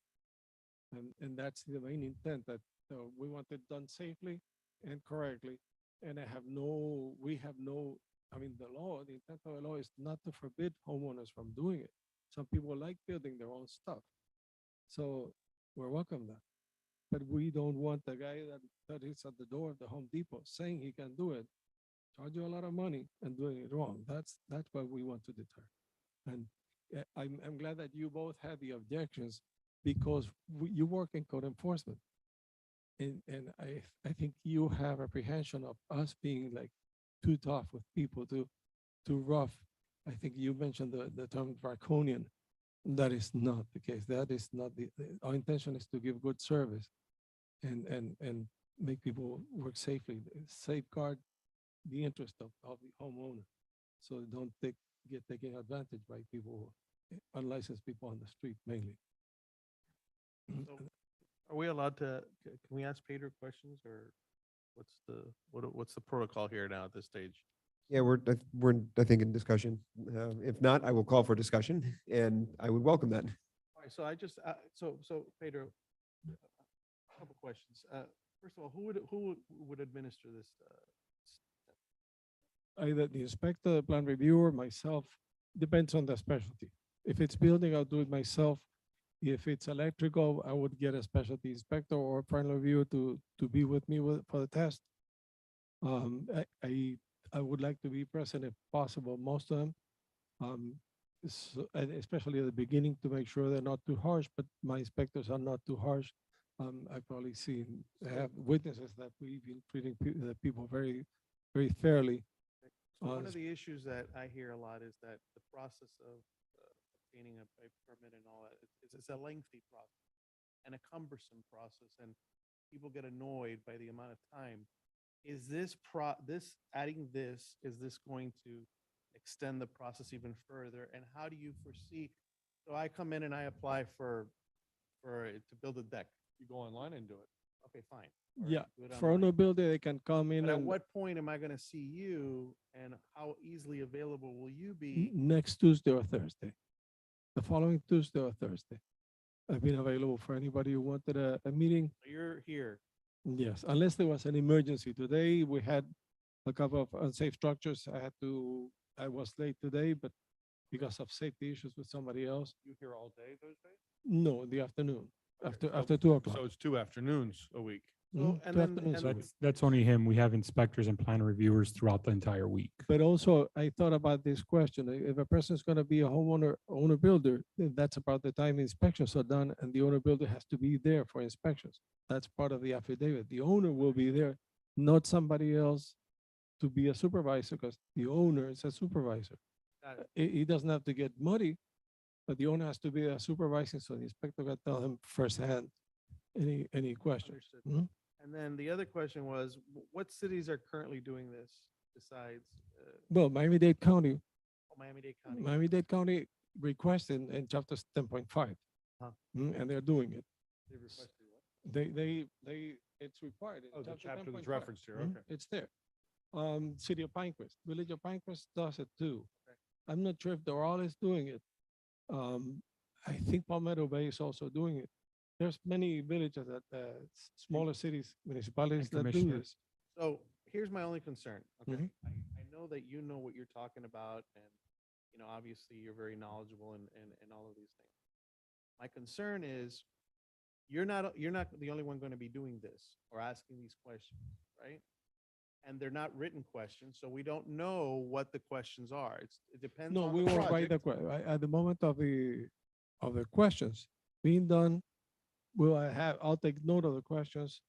Maybe we can record them somewhere, but we will not make them available to the public. Okay, fine, Mhm. but And person have to No. pass 3 out of 5. Yeah, it Only doesn't 3 out of quite 5 work that questions. way. Public records doesn't quite work that way. The overall, Commissioner Gonzalez, I think, the frustration of why it takes so long, there's a couple different answers to that. One, everybody thinks of this as the building process that staff does. But oftentimes it takes several months just to get through planning before it goes to the building for review. And then you have those situations where you have the person who's responsible for the project that does not understand construction. And so they have to go back several times just to get the plan reviews. And so they've gone through a month or more, depending on the size of the project. The bigger the project, new construction, the more times they got to come in front of planning. Sometimes something very simple as a driveway, they can do it in a month, but depending when that's turned in, it might take a month for them to come in front of them. So that's one. Then they come in, it gets reviewed, they get comments, then they have to address the comments. They come back, the answer to the comments wasn't sufficient or created a new question. They don't know how to address it or answer it, so they got to go back. That starts creating. Then inspection comes. They're the ones that have to be on site because they're the applicant. Yeah. Inspector says this, you got to do this, and this. Okay, I go to tell my contractor. I forgot out of the 5 things the inspector told me, I told them 4. I forgot 1. Now they fixed it. Get another inspection. It fails again because you forgot that 1. Oh my God, this is such, every single way, it's always a continual delay. Well, odds are, to streamline it, you could have probably saved time and money if the person, the applicant, everybody who's doing it, the person who's in charge of that project is licensed to do the project from the beginning, right? And so that's the overall goal. Could there be some projects where a homeowner, it might extend it a week or whatever to be able to coordinate and make sure that they come in to talk? Yes, but I think based on what I've seen here in my 2 years talking with SB and talking with the now 3 building officials, which I think is also to your point, 3 building officials during my tenure here.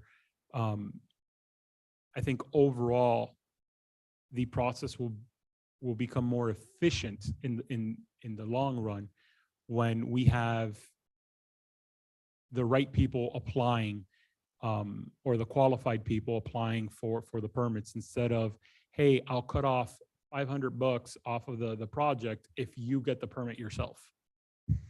Wow, saving $500 is great, but then you're spending $800 on plan reviews and re-inspections and all that. You're like, and all the time you got to waste just to come We on. challenge making people understand that aspect of it, but So another, I don't disagree. sorry, but another question that I had is how often can you retake the test? So can I come next Tuesday and do it again? No, it's only once. That's it. You need to Forever? know, but it's a simple test, 5 questions. Okay, but I failed it today. Three, Can I come three, next Tuesday? 3 out of 5. Because that, It's that- my discretion. It depends, but it really, when people, if you take the test, you know something. Most of the times, I mean, like, the So- applications will be reduced by 90%. 90% of people did not intend to learn anything about the permit, and about 10% are really owner builders. So they would, even if they don't pass the test, but they're close, they can talk.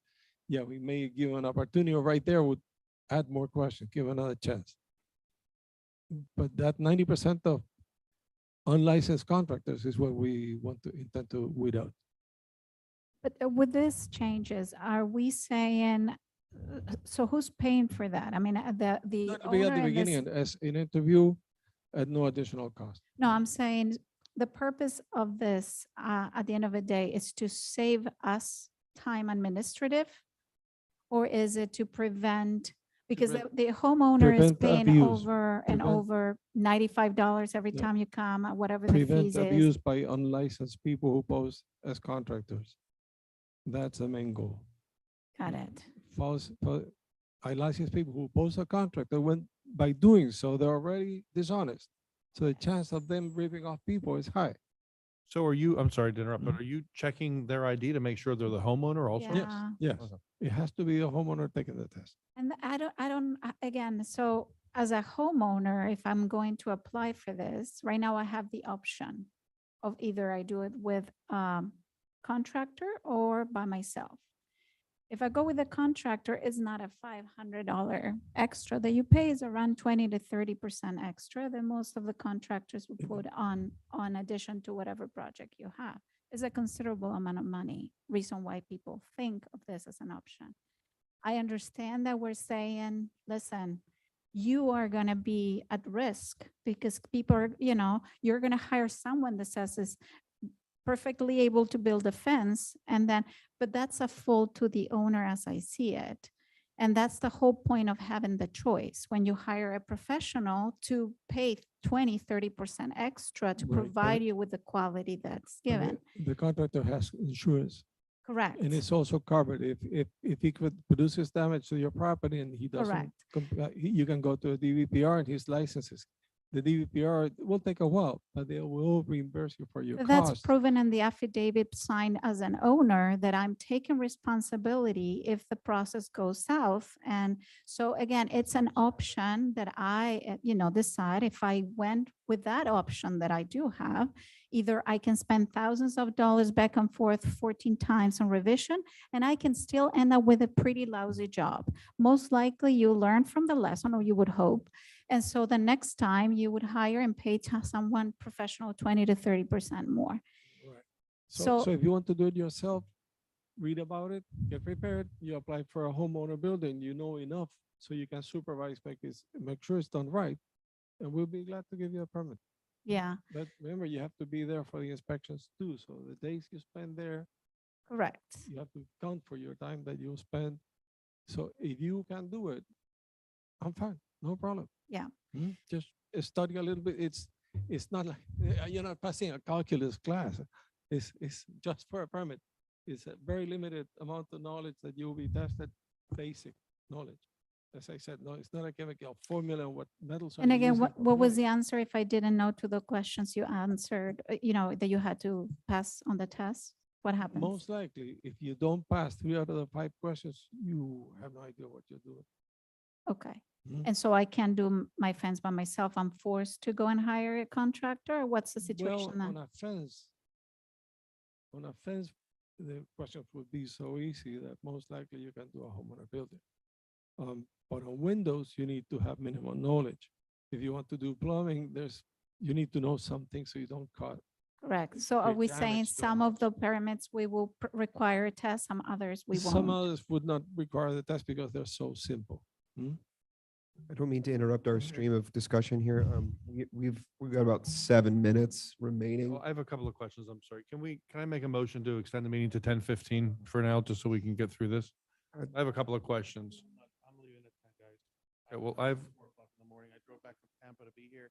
I'm exhausted. okay. I have a couple of questions. Let me Veronica jump in. Olivera. Guys, if you don't mind, I have some questions on this topic. So is there a test for each trade? No, for each permit. For each permit. For each trade. If By you the have trade. multiple trades, for each trade, Okay. but for the permits, all the Okay. work that's involved. Okay, in that. so you use fence as an example. You said that's easy and some things wouldn't require a permit. But are you suggesting fences are one of those that you may not require not a permit? You're saying, were you suggesting that fences were one you may not require the We owner may builder not test? require that. It would be so simple. It's that- just so odd to me that it's arbitrary because, not to challenge you on this, but a fence has to sustain wind and things. It's like, it seems to me a Yeah, fence but would be they're a really pre-drawn important drawings. thing. The drawings you upload, there's some drawings already in the county that we can accept that don't need any calculations. They're already set up. Okay, and these are verbal and you're gonna do them. This whole idea of someone being here sort of part-time to do this. Is it gonna be done in more than one language? Is someone, now that it's verbal, is someone gonna be here to do it in English, Spanish, Creole, if someone needs it in another language? For Creole, I need some reminders of French, but Creole, we may need an interpreter for Creole. Okay. But Spanish, English, and or quite Portuguese, frankly, we there can are do some it. license. Italian, we can invent a little, we can understand each other. Frankly, there's some licensed contractors that I think we should probably have to pass these tests too. No, no, because I bet there's a fair number of licensed contractors who you would come over there and ask questions. You go, this man does not need to be putting up a fence in Biscayne Park.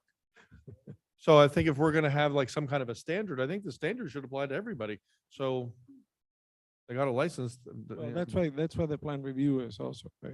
Yeah, I think we need to normalize the procedure, certainly. Yeah, Standardize If it. you want, I can set up a list of permits that So- do not require, that can be approved as owner here's builder. what That would be helpful. Mario, We can bring it back. how big is this concern? I mean, really, how often is it happening? I'll leave that to. What percentage of the permits that come in are owner builder? It used to be much higher. When I started, I think, and I've been in municipalities that they get a very high percentage and a lot of problems. Right now, I have not seen that many, but I'm still going with what comes in.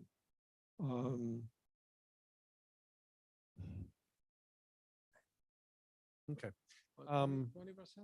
Did I read, and I didn't make, 20% are, 20%? which is, it is a large amount anyways. Are they coming in for windows or are they coming in for handrails? They're coming even in for roofs. Yeah. Well, Okay. Now, I did not write down the section and I apologize. I'm going to ask about something, but I read the Miami code that was referenced in here. Did I see language in there that says permits will not be given if fees or fines are imposed on the contract or on the property? Seemed like in there somewhere it said if there are any fees or fines imposed on that property, then you can't get the permit anyway. If there's code violation fees, that's what the county has. If you have a code violation, they won't give you a permit. You have to clean your Maybe we fine. need to look at that little section of the code and use that one as well. Okay, so what are we doing with this? I think that we need to continue this, and I'd like to have Pedro come back to us with a list of permits that he would recommend not having this test for, so we could consider that. But there's a lot of questions, there's a lot of discretion here, and there's a lot of undefined things that I think we need to continue talking about. So I think we need to just continue the conversation. And in consideration of continuing that discussion, I would love to see a list of things that you'd say don't need to be tested. That would be helpful, I think. Not a problem. We'll work on that and bring that back to the commission. Thank you. Oh, we'll have to continue this discussion. I know we're wrapping up here. We've got a whole lot that we didn't get to. And I think this issue is starting to compound coming back from December. We're seeing more and more rollover. So I think we're gonna at some time have to get over to our 12 CR formats to see if there's some way that we can start attacking all these additional agenda items and try to streamline something. So yeah, I know. No, we can't. Well, I believe is.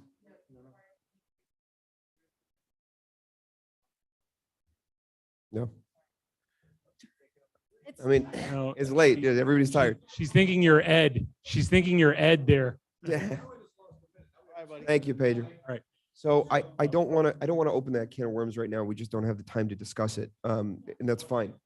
To say, how can we streamline our discussions? Because we're starting to compound things that we're rolling over. We're now 8 or 9 things.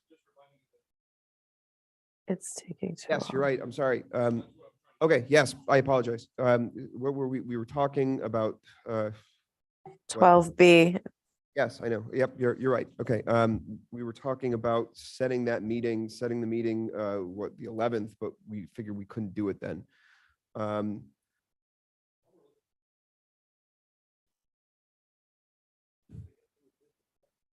I can't hear. I'm so sorry, Veronica. That's okay. I think we need to set a special meeting to finish up these agenda items that are just dragging on month after month and not add anything to it, separate from the workshop for the LDC. I think we need another meeting to play catch up before the March meeting. We're certainly going And don't forget that if we can get that approved tonight, the strategic plan, then we're adding additional weekend that up too. meetings. All right, well, first things first, we have to talk very quickly. When do we want to do this workshop thing? We decided the 11th is out. Do we have a tentative date at least we can look at? It is the 11th out, as the Gage can't be here on the 11th. That's what I'm saying. If he's out, he's unavailable, then can we set a tentative date and then maybe talk about that, what the agenda is going to look like on the 7th? I think that's probably all we're going to have time to discuss right now, because throwing calendars around is probably not very time efficient. Could we look at the 1st and say that's our tentative workshop date, and then maybe readdress it on the 7th and see if we can back it up? April. Can we look at that April as a Fool's Day. I love it. Yeah, as a potential timeline? I'm just saying to get something on the book, something to work towards right now. And then if the 7th comes around and we have a good agenda and we say this is going to work, maybe look at the 25th. I just want to have enough time to Yep. get the word out. Between the 7th and the 25th, certainly we could get that part of it done if you wanted to schedule it to be earlier. 7th to 25th of March. Yeah. So the 25th would be, we would be saying parents would be back from spring break trips. Oh, I didn't hear there was spring break in there. Yeah, it's the week When's of the spring 20th. break? It's the week of the 20th for Miami-Dade County. Week of the 20th. Okay, Correct. never mind. That's not going to work. All right, so that puts 18 and 25 in jeopardy. That's the problem. Look, I question how big of a turnout you're going to get on a Saturday anyway. Put it out there. I question how big of a turnout you're gonna get on a Exactly. Tuesday or Exactly. Wednesday or Thursday. Guys, here's the thing. We've been down this road before for 2 years. You have six- We've been marching down this road for 2 years, and I'm afraid we're gonna go through all of this, and you're gonna have the same 6 people who came and talked to us last time. Mhm. 3 of whom are sitting here in the audience right now, nodding their heads, saying, "Yep, that's what's gonna happen." So we've lived this. No disrespect meant at all. No, I understand that you guys want engagement, and we all do, but we've had it for 2 years. So I'm happy not having the workshop and just getting our job done. At a certain point, we're elected to do a job, and we all have the opportunity to engage with people every single day. I hold Some of these commission- same people asked for a workshop again in December. Some of these same people in the audience today have asked for another workshop, and right? And they were So I here think for we're the trying other to- ones, and at a certain point, we have to kind of cut the bait and just and finish the job. Why don't we do this? If we're going to set a special agenda item to tackle some of the items we can't get to, why don't we put this item on that special agenda and say, dedicate the actual time, not these 3 minutes that we have past 10 o'clock, to say, do we really want this, or can we set a special agenda at another I'll agree time. with that. I'll agree with Yeah, that. I just, we're running already past How time. fast can we get a special, our next regular meeting is March 7th. Could we meet on February 28th and get another meeting in between there? So we can get some of this stuff done and agree that other than the topic Jonathan just added, that nothing else will be added. No one brings anything, not during their reports, nothing. Just grab this agenda and try to get through it.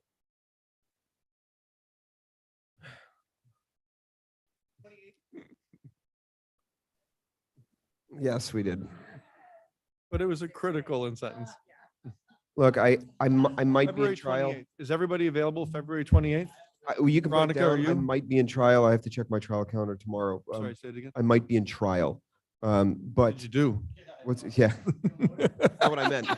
I know a couple. It's a common phrase, it's a common phrase we use. I should be okay. I should be okay for that. Can we schedule it? Yeah, but let's Cancel just, it. let's schedule it. If something comes up, something comes up, but let's just get something on the calendar now. Is that cool with you? We'll look to move everything that we haven't discussed on the agenda to a February 28th. We'll reconfirm with everybody, oh Lord, that the availability and the start time. May I just request that the commission take the strategic plan and the stormwater change order. I think those are two that you all can go through pretty quickly before we leave. Oh, okay. And I'm sorry if I gave the impression that I am. Okay. I'm not. I actually gonna, Then the meeting ends when they. It looks like it waits. Okay, Mario, can I just say one thing about the agenda? I'm sorry. See, you were right.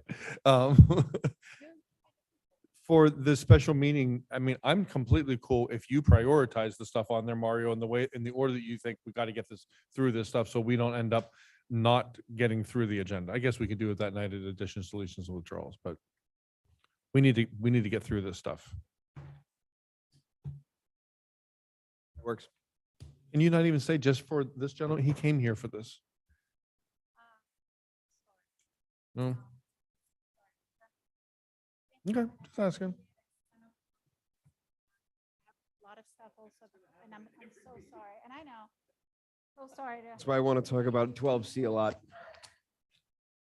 Right, if we Okay. could really get something serious with 12C and, It's on there. It's on there. for the good of the efficiency, did we get a motion to adjourn? Motion to adjourn. I'm sorry. Place the items on Motion the to adjourn. place the items on the special agenda meeting for the 28th. So yes, motion to adjourn. Second. Okay. Yeah. All in favor? Aye. I- Thank you, everyone.